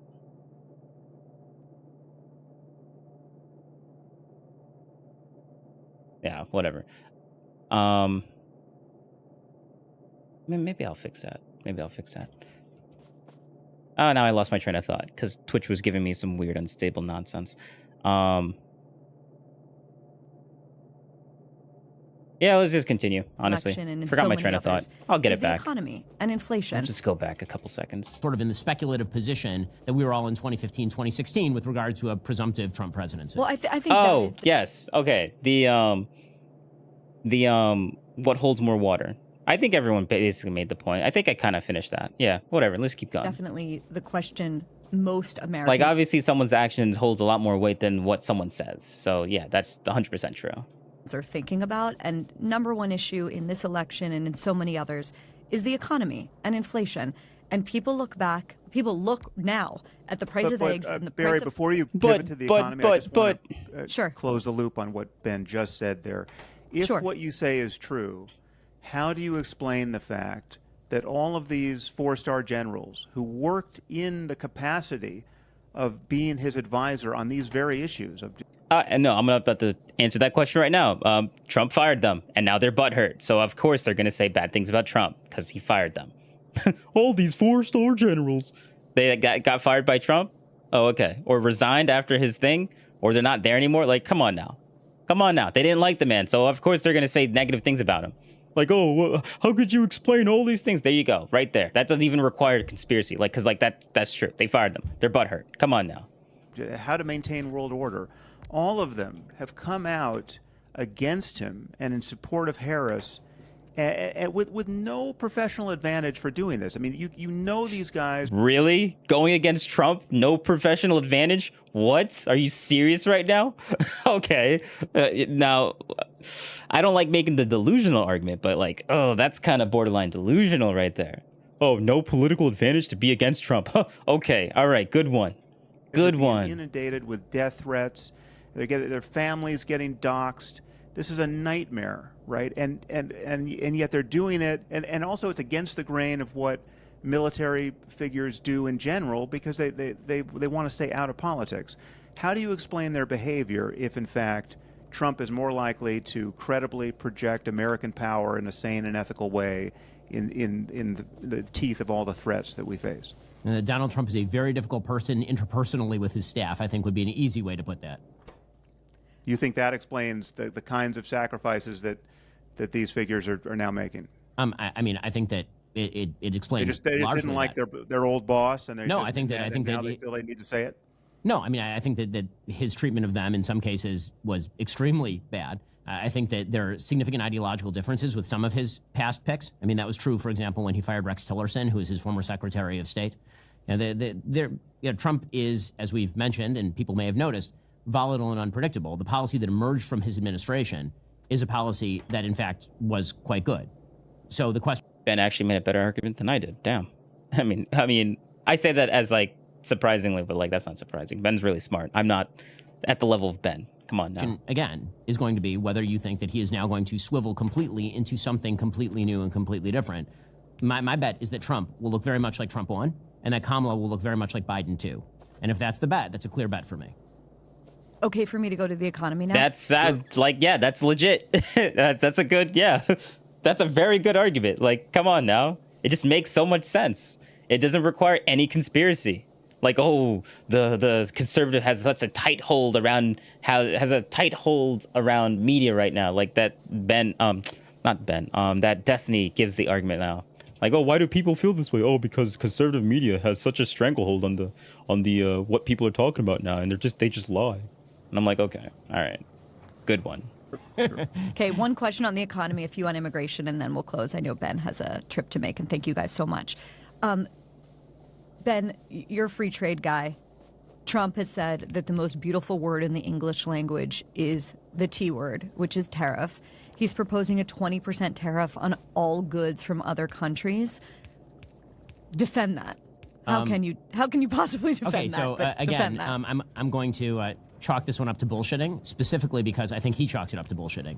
Meaning that one of the things that he recently came out with in the last couple of days, which again seems to be a fresh proposal, is that we trade a tariff regime for the complete revocation of the income tax, which frankly looks a lot sexier to me than just tariffs on their own. If I have to trade higher prices for no income tax, that's at least an interesting proposal. One of the things that Trump tends to do actually, when it comes to trade agreements is talk about how he's going to completely rip up trade agreements and he's going to tariff everything up to the sun. And he tends to use it as a weapon of leverage more than he does actually just tariff things randomly. So, for example, he said that he was going to completely tear up NAFTA and do a completely new trade deal. And it turns out that the completely new trade deal looked very much like NAFTA with some of the changes around the edges. Right? Donald Trump had suggested that he was going to heavily tariff Canadian goods that were coming in, and then he actually used it as leverage in negotiations with Justin Trudeau over other issues. So Donald Trump will stake out positions with tariffs that are sort of zero-sum positions economically, and then use those zero-sum positions as a way of cudgeling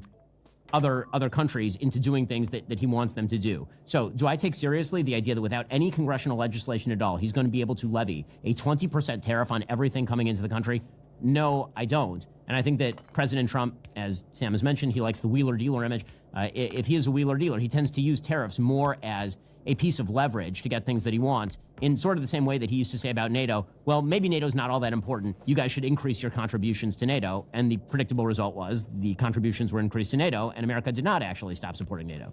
Sam, do you want to weigh in on Wow, look at that. I don't know if this is a top issue for you, but go on. I mean, obviously, neither of us are economists, but I mean, the jury is not out on this. That was a non sequitur.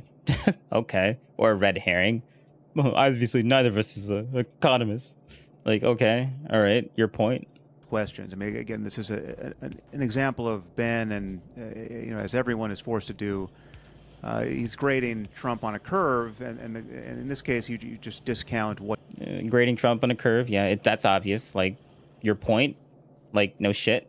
He's not the same like, treating Trump exactly the same way that you would treat Obama is stupid. Like, why would you do that?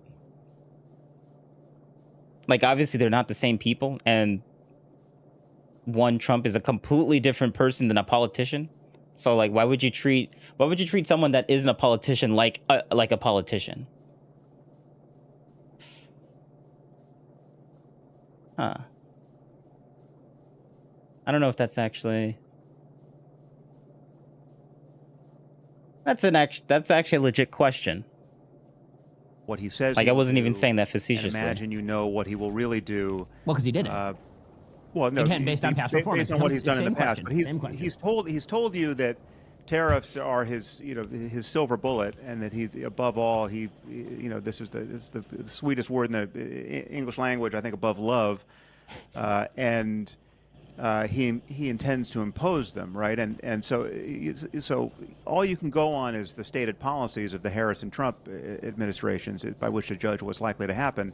And the Wall Street Journal did that 2 weeks ago, and they went out, they surveyed I don't know how many economists, and 60% thought all of the variables like employment and inflation and interest rates, it all gets worse. GDP all gets worse under Trump, and 12% thought that they would get worse under Harris, right? So you got 60% to 12% according to a Wall Street Journal poll of economists, right? So that's all I have to go on. I mean, generally speaking, if you look at what tariffs tend to do, they tend to be regressive in all kinds of ways that you wouldn't want them to be. So, well, you and I don't disagree on tariff policy. I mean, I actually am quite anti-tariff unless you're talking about a tariff for purposes of protecting a security-laden industry, for example. But Ben, you're basically saying that what Trump does, and he does this time and time again, is he sort of, if you think of tug of war, he takes the last man position in the tug of war, not because he believes that position, but because it's his way of sort of shifting the Overton window on a particular subject. Yes. I mean, I'll give you an example. So when we held the fundraiser for President Trump, we had a conversation, and one of the things that Trump said to me, and this allows me to do my Trump impersonation, which, of course, everybody enjoys. Once you're in the Trump impersonation, you can't get out is the only danger. But I was speaking with President Trump, and he was talking about Ukraine and Putin, and he said, "You want to know why Vladimir Putin never invaded Ukraine?" I don't know if this story is true or not. This is how he tells it. Why Vladimir Putin never invaded Ukraine? The reason he never invaded Ukraine is because I said, Vlad, if you go into Ukraine, I'm going to bomb the shit out of you.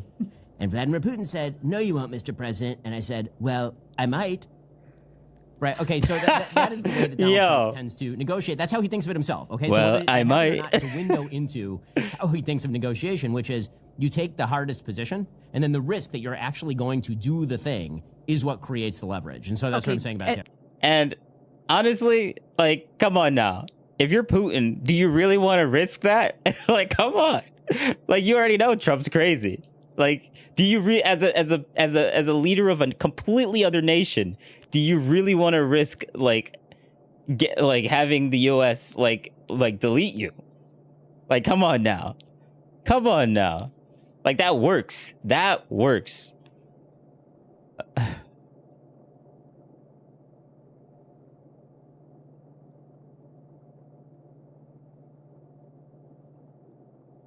Like that works. Okay, man. that's a nice transition to immigration, because earlier in this conversation, Sam, you may say, "Oh, that's stupid," or the R word, because I keep forgetting I'm on Twitch. But like, it works, man. Come on now. You want to call his bluff? Do you really want to call his bluff? Even if you do call his bluff, you could be wrong. And if you're wrong, that's it for your country, man. Like, come on now. Like, people don't realize how strong of a tactic that is. And it's simple, too. It's too simple.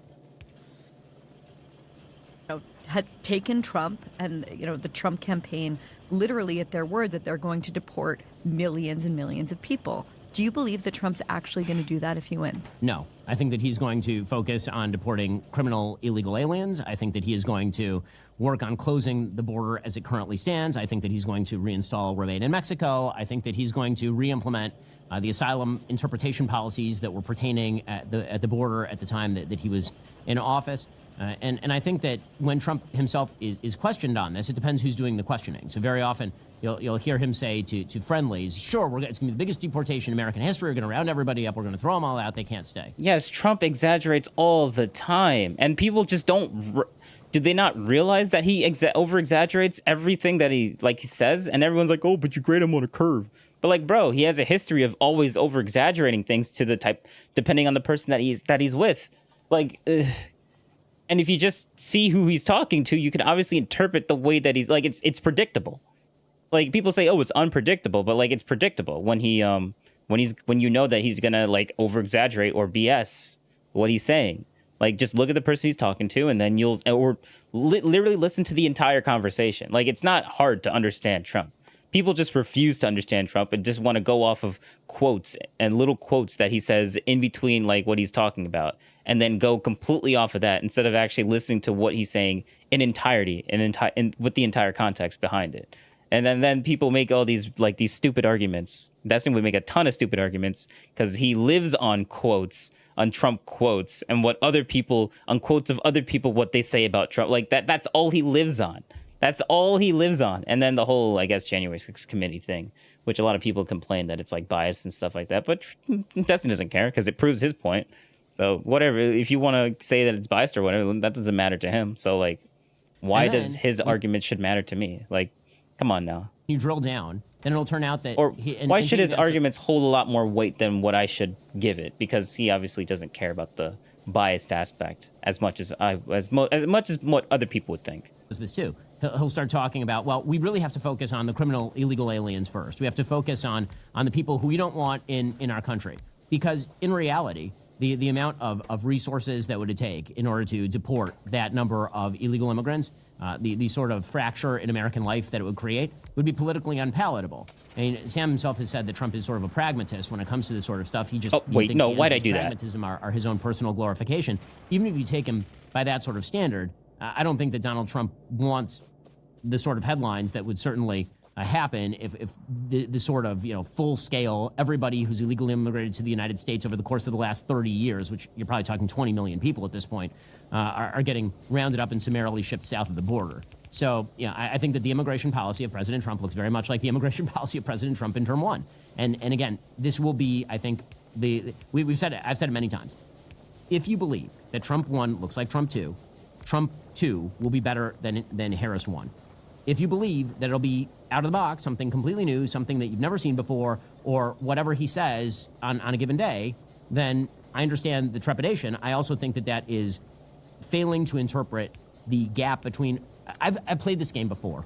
Hey, Barry started this entire conversation by reading a column that I wrote in 2016 about Donald Trump, in which I claimed that he was not going to be pro-free trade, that he was not going to appoint pro-life justices, in which I claimed that he was going to perhaps increase taxes, all these sorts of things. And I thought at the... Thank you for recalling what you literally said in the beginning. Thank you.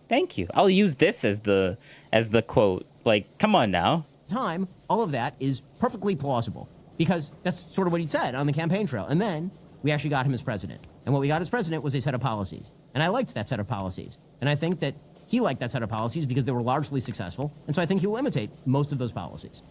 Sam, I think maybe the weakest... I think maybe the biggest vulnerability... Look at that.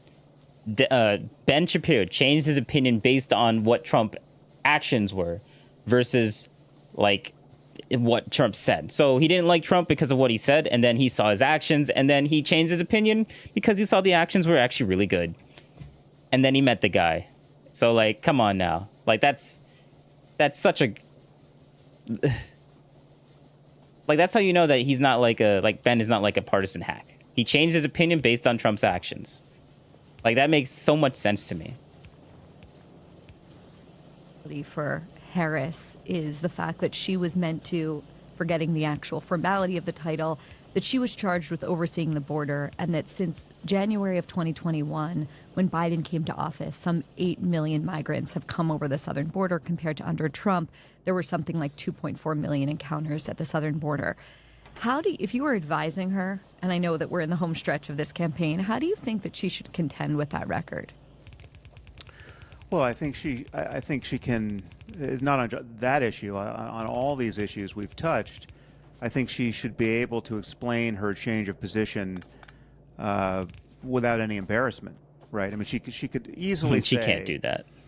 Listen, I've been, vice president for nearly 4 years. I've learned a lot, right? I mean, I might have made some of the mistakes that Joe Biden made when he made them, because given the same information. But, with hindsight, I can recognize that we made many mistakes. And look at that.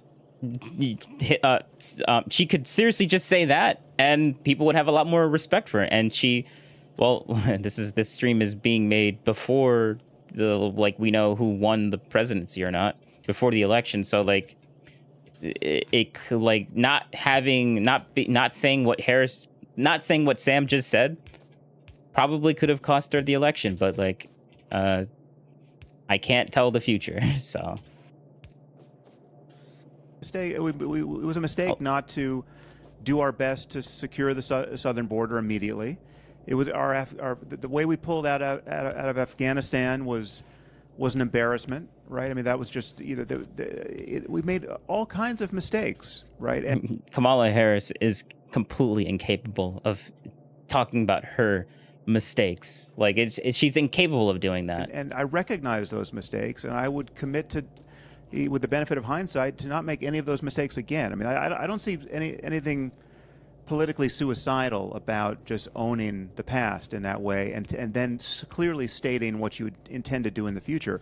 I think it's pretty clear that everyone, apart from a few crazy activists, recognizes that the southern border, if for only political reasons, is a disaster, right? And that the status quo is untenable and needs to be rectified, right? So as far as her commitment to do that, I have absolutely no doubt about it. And so it is on other topics. I mean, again, I come back to this bizarre act of divination that Ben is forced to do here with respect to Trump, right? You can't take what he says seriously.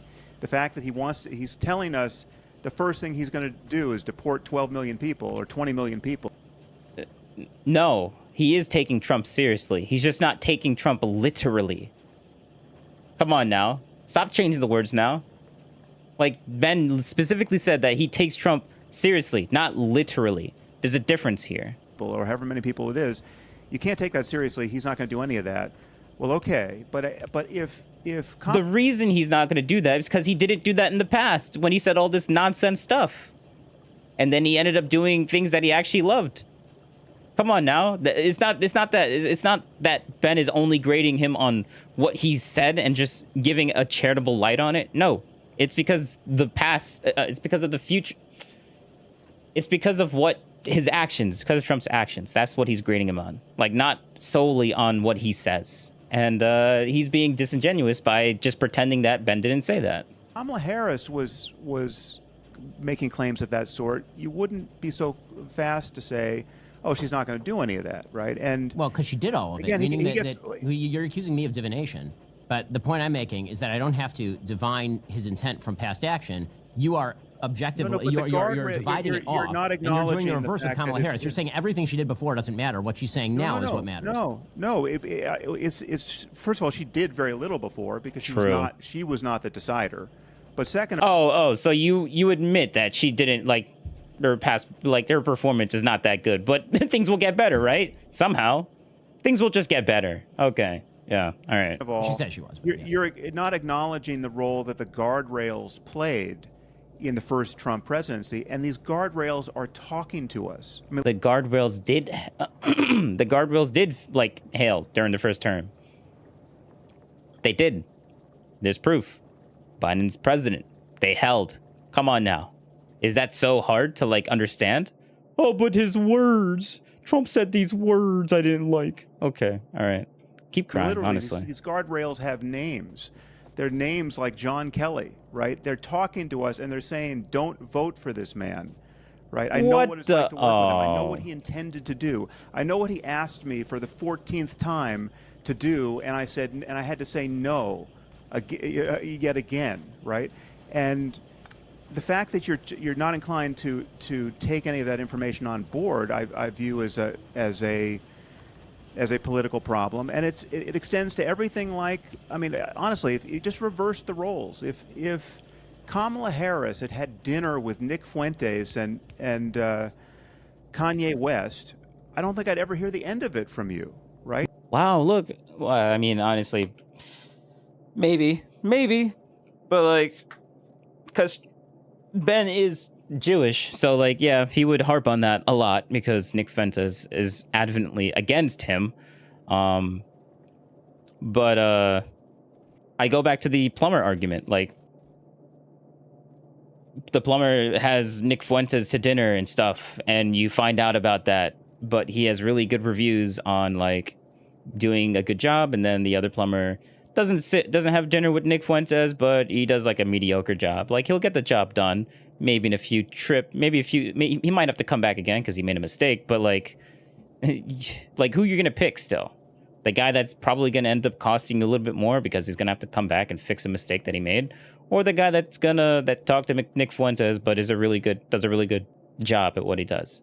Like he goes above and beyond basically. And then people are like, well, that's not a good argument because like Trump didn't go above and beyond. I'm like, okay, well,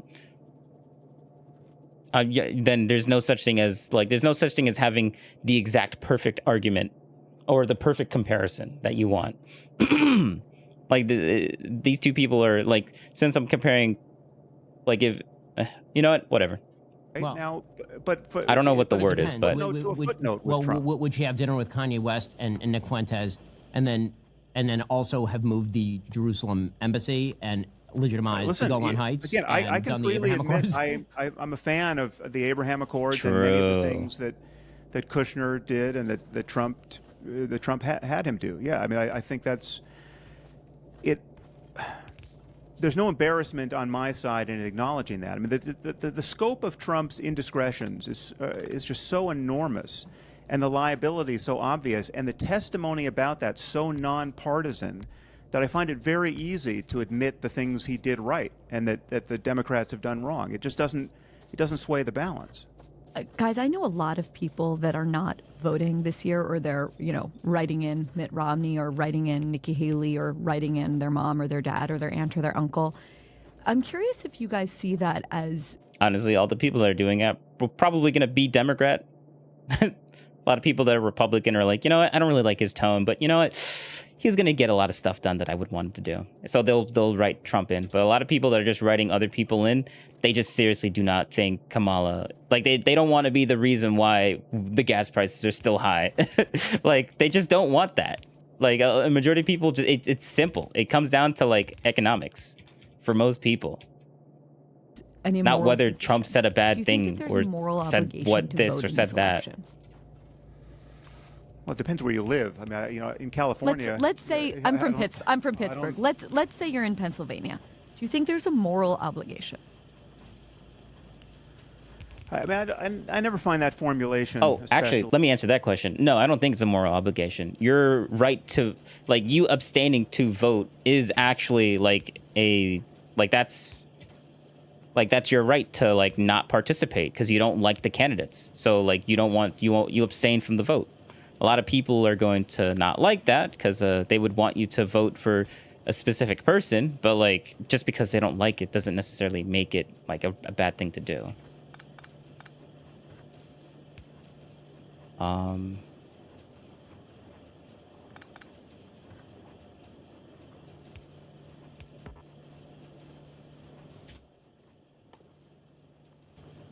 Really compelling because, I mean, if you don't know much of anything, like you're kind of adding noise to the system, right? It's like if if you're going to vote at random, I don't think there's an obligation to do that. If you're especially low information voter and you're just voting because someone told you how you should vote, we got blue signs, like, boys. I don't really. The health of our democracy does not hinge merely on everyone voting, right? I think we have a moral obligation to be informed and to add our voices. We need to, lubricant, and then we need electric motors. If only by voting. And then we need flying robots. When it Yes. matters. I think yes, in this election, I do think it matters more than most. Ben? Then we need construction robots. I mean, I think that the election matters. Obviously, we're on opposite sides of this then we one. need Do I personal think that robots. we have a moral obligation to vote? I'm not sure that you have a moral obligation to vote just as a general proposition. I think that there are many good reasons not to vote, including you just think that both candidates don't meet your standard for what can be, or you have a utopian standard of what you want, and you believe that you're going to achieve that goal by withholding your vote or something like that. Obviously, I think that if you are going to vote, Sam and I are going to have polar opposite views about this, as far as what your moral obligation to vote for is. But as far as whether you have a moral obligation to vote, just sort of generally speaking, I don't think that people generally have a moral obligation to vote. I guess I wonder if you each want to make an appeal to listeners who are undecided, and there are a lot of those people who listen to the show, And they're not undecided from a position of ignorance. They're genuinely torn. Destiny would make the opposite argument. Destiny would be like, oh, no one knows anything. That's why they're still that's why they just won't vote for Harris. And I'm like, okay, all right, Destiny. Such a great argument. About who will be the better candidate. And they are people who feel either abandoned or disgusted by both parties. It's very convincing, and feel Destiny. Politically homeless. Very convincing. Sure. So, I mean, my appeal is just this. This is an important election. Obviously, there are major political differences between the two parties. The enervation of the current Democratic Party, I think, is very important if you care about things like the health of the economy research or the future using of foreign chemical policy. science packs. If you're looking at how your life will get better versus getting worse, I think that Donald Trump will do a better job of making your life better, including all the guardrails, including all the systems of government, acknowledging that that the business of politics is messy. The final product of a Trump administration is going to be something that you're going to have a better time living with than you have under Joe Biden or under Kamala Harris. And as proof of that, I present the period 2016 to 2019 and then the period 2021 to 2024 by way of contrast. The argument is very simple. Are you better off than you were 5 years ago at this point? And then the question becomes Sam's question, which is, if you have not made a dispositive decision that it is impossible for you to vote for Donald Trump, if that decision has not been made, where you have overcome the obstacle of imagining to yourself that he is going to destroy democracy or that your vote for him will help destroy democracy, then the question is just one of who will implement policies you like better. And once that's the question, the clear answer is Donald Trump. And I would assume that the counter-argument is just that you can under no circumstances vote for Donald Trump because there's a barrier to entry that cannot be overcome. I will notice that there has never been, nor will there be, an affirmative case for Kamala Harris because she is not going to be a good president. She can't even make the affirmative case for herself. She can't explain how she will differentiate herself from Joe Biden. And she continues to be an empty vessel for whatever the Democratic Party wants her to be at any given moment. Wow. Well, from my point of view, it's very simple. I mean, I think I've made the case over these 2 hours on every one of these topics. I mean, you take the economy, all we can go on is the fact that most economists now think that her stated policies will be much better than his stated policies. If you can't judge on the basis of stated policies and you have to pretend to be clairvoyant, well, then it's hard to have the conversation. He's not pretending to be clairvoyant. He's literally using Trump's actions from 2016 that everyone could see. Like, that's not him being clairvoyant there. But thank you for misinterpreting his argument. I just think character matters above all here. I mean, what is untenable? Yeah, whether you would want someone to sit around your table for dinner is the most important thing for a leader to have. Okay, yeah. Oh, very convincing. In my point of view, is to give the most malignantly selfish and self-interested person and dishonest person the world has ever seen, right? And again, I don't think that's... So, like, everything that you just said is true. Like, yeah, he's dishonest, but, like, then you talk about what he's dishonest about, and then you see that he over-exaggerates, like, his golf courses, and you're like, well, he says that so many times, he's so dishonest, and I'm like, okay. Yes, he's so dishonest, but, like, when you see what he's actually dishonest about, you're like, okay, well, do I really care about that? Is that really important that he's dishonest about those things a lot of the time? Not really. That sounds not hyperbolic. Convincing. It's not, right? It's no more hyperbolic than saying he's over 6 feet tall and over 200 pounds, right? Again, the man is trailing tens of thousands of documented lies, right? It's insane that we've been having this conversation. I think it's irresponsible and dangerous to give someone. Yeah, he lies about his golf courses. That's such a big issue. Power and responsibility than anyone else on I Earth. know there's probably other lies out there that he's probably said, but like the majority of them is just him over exaggerating stuff. But they categorize it as a lie because it's like, yeah, he obviously doesn't have the biggest thing. I guess you could say that's a lie, but they'll categorize that. They'll semantically say, oh, those over exaggerations, they're all just lies. They're all just lies. And I'm like, you know what? Fine, I'll take that. I'll add that in, and then I'll be like, well, I don't really care about those lies because they don't affect me whatsoever. Whether his golf course is as big as he says that it is, or it's not, or if his hotels are as great as he says that they are, when they probably aren't. Like, I don't care. But those are lies, and Trump lies a lot. So true statement, but like taken out of context or making it over exaggerating how bad he actually is. Like, it's just Trump bad mentality, honestly. Look, he lies all this thing, but then when you ask him like what he lies about, you're like, well, we don't need to talk about that. We don't need to talk about what he actually lies about. Nope, we don't need to know that. Right? Yeah. And last time around, the wheels did not entirely come off because he was surrounded by comparatively normal political appointees. Oh, so now we have to explain why the guardrails held that time with using like a conspiracy theory instead of just acknowledging that the guardrails have held because the guardrails are really strong. So America must be weak now, right? Just bad America? Is that why we're gonna have to go to a conspiracy now to explain that? Who had Come on, Sam. serious reputations to protect, and some sense of probity, and above all a commitment to protecting the Constitution, and he slammed up against them for 4 years, and they will all tell you now what that was like and why they think you should vote for Harris, right? And again, this is not a partisan story at all from my point of view, or theirs, and I think that should really decide the matter. The word normal has come up a lot in this conversation. Like, what is normal politically? And I think if I can sort of like look at us from 10,000 feet, or maybe look at us from pre-2016, I kind of see the way that politics has maybe deformed everybody involved. In other words, Sam, one of the strongest critiques against you that's made a lot, and it came up a little bit in this conversation, is the idea that you have TDS, Trump derangement syndrome, basically a hatred of Trump so profound that impairs your otherwise, profound judgment, profoundly good judgment. True. But Destiny actually gives an okay argument against that. Like, he says that he has TDS, and he uses that as like a... I mean, honestly, for Destiny to even just say that, like, you could give the argument, since he admits to just being deranged and having like an emotional like attachment to this whole situation, that disqualifies any of his like arguments against the man. And I guess you could I guess you could do that. You could make that argument, but I don't really. I still listen to Destiny, but like I actually honestly I do kind of dismiss a lot of what he says, but sometimes he makes a good point, and that's why I listen to him.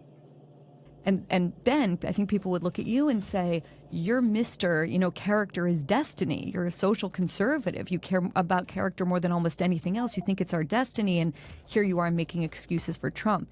Is there a way for... Wait, when did Ben make that point? I don't think he's ever made that point. Us to escape? Maybe this is too stonery or philosophical a question, but is there a way for us to escape the way that politics is maybe forcing us to compromise our principles? Or perhaps you guys don't see it that way, but that's one thing that I'm leaving this conversation thinking about. Well, I would respond to the TDS claim. I think I might have already said this somewhere, but I just think... I don't think Harris has a TDS. I think Harris... I don't think Sam has a TDS. I think Sam has... I think he just has a... his opinion on some of the quotes that Trump has said is just... He takes them a little bit too literally than what you probably should. And honestly, I think Sam should watch, like, kind of watch the full context of what Trump says, and then actually get a better analysis on what he said, on what Trump says, and then I think his opinion would change. But until then, I honestly don't think he I don't think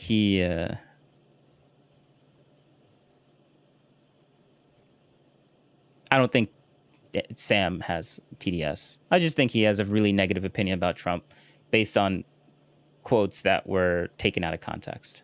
I think TDS is a cute meme, and it serves to shut down conversation. But the real Trump derangement syndrome, from my point of view, is to imagine that Trump's character flaws don't matter, right? I mean, that's to not... No one's saying it doesn't matter. It's just that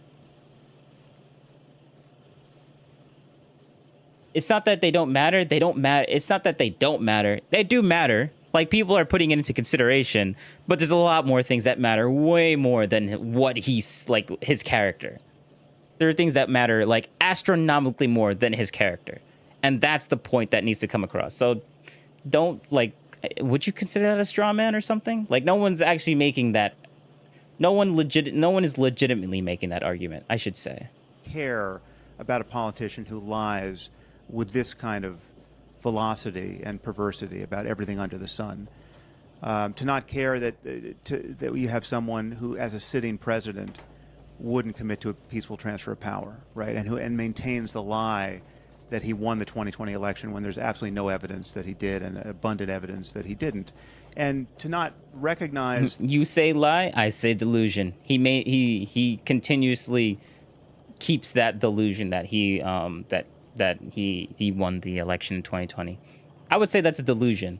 Now, is that delusion going to like make him not do gas prices increases or lower gas prices? Yeah, I don't know. Like, I don't see how him believing whether he won the election or not in 2020 is going to change the fact that gas prices will probably get lower underneath him. So, yeah. Like I said, there are a lot more things that are a little bit more,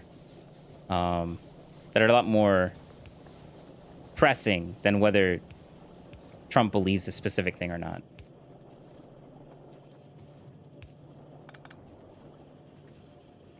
That even just the maintenance of that lie and the requirement that his collaborators, like his current vice president, maintain that lie, that itself is provocative of violence, right? I mean, it's not. I mean, what? Because he believes that lie. Because he believes that lie or delusion, it makes violence. What? Oh, he believes he believes he has the delusion that that he still won the 2020 election. That turns into violence. How? Tell me how. Like, literally, tell me how. That's just absurd. It would be worse if he solicited violence directly, but just claiming again and again and again that our democracy has been stolen and that the current president for these 4 years is totally illegitimate. That's dangerous, right? That's already a shattering. Dangerous how? Dangerous how? Like, it's his opinion. Dangerous how? Come on now. You still haven't explained that. Of some basic norms of our democracy that we should want to unshatter. And so, yeah, I think the real derangement is to have lost sight of how pathological all this is. And, so again, my appeal to normal is just that, right? This is a highly non-normal situation that we should want to get out of. And I view Harris's candidacy and her possible presidency as above all a pivot back to normal. And I get to come back to a place where we started, because I think Ben and I and you, Barry, agree about a lot of the pathology on the far left, and we worry that our institutions have lost sight of the fact that they really should be recognizing their dependency on Western values, and they should be willing to protect those values. Institutions like Harvard and the New York Times. I think all of that gets better under a Harris administration, and all of it gets worse. It's already the pendulum is already swinging back in all those institutions. Everyone's at the end of their patience with wokeness. But I think if we get 4 more years of Trump, it's going to be all woke all the time on the left. And really, what? That is even what? But he's against the wokeness. How would wokeness prevail underneath a place that is actively against it? What? Okay. All right. It will seem to be justified given the way he talks and given the kinds of alliances he's formed. Again, you got Tucker Carlson sitting right next to him in a box seat with no daylight between them, right? And there's a rogues gallery behind Tucker. And so, yeah, the far left will continue to react to that, and our institutions will continue to lose their moral compass. Ben?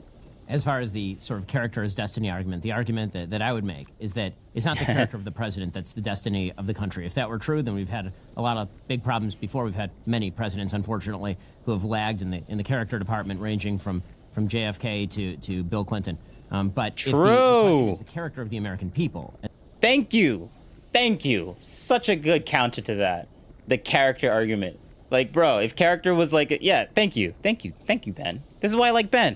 And that being its destiny, it seems to me that the character of the American people can only be built up at the local level with community values that are free of politics, and that can only happen when the stranglehold that happens, definition of values by the top-down institutions in our country, by people like Kamala Harris or by the federal government or by the media, when that stops and there's a return to a sense of community and the daily lived life that people actually want to engage in, that is where character is built. And that's where the character of the country is built. It's not built by Kamala Harris being a massively wonderful character. Obviously, we don't have to get into, her history politically, but let's just say that the sort of sterling character references on Kamala Harris, I think, are somewhat overdrawn, to put it mildly. I think that when we look at the character of our politicians, if we believe the character of our politicians is the destiny of the country, then we are certain to have a bad fate. If we believe the character of the American people is the future of the country, the question becomes, how do we delegate the most power back to the American people to live lives of virtue?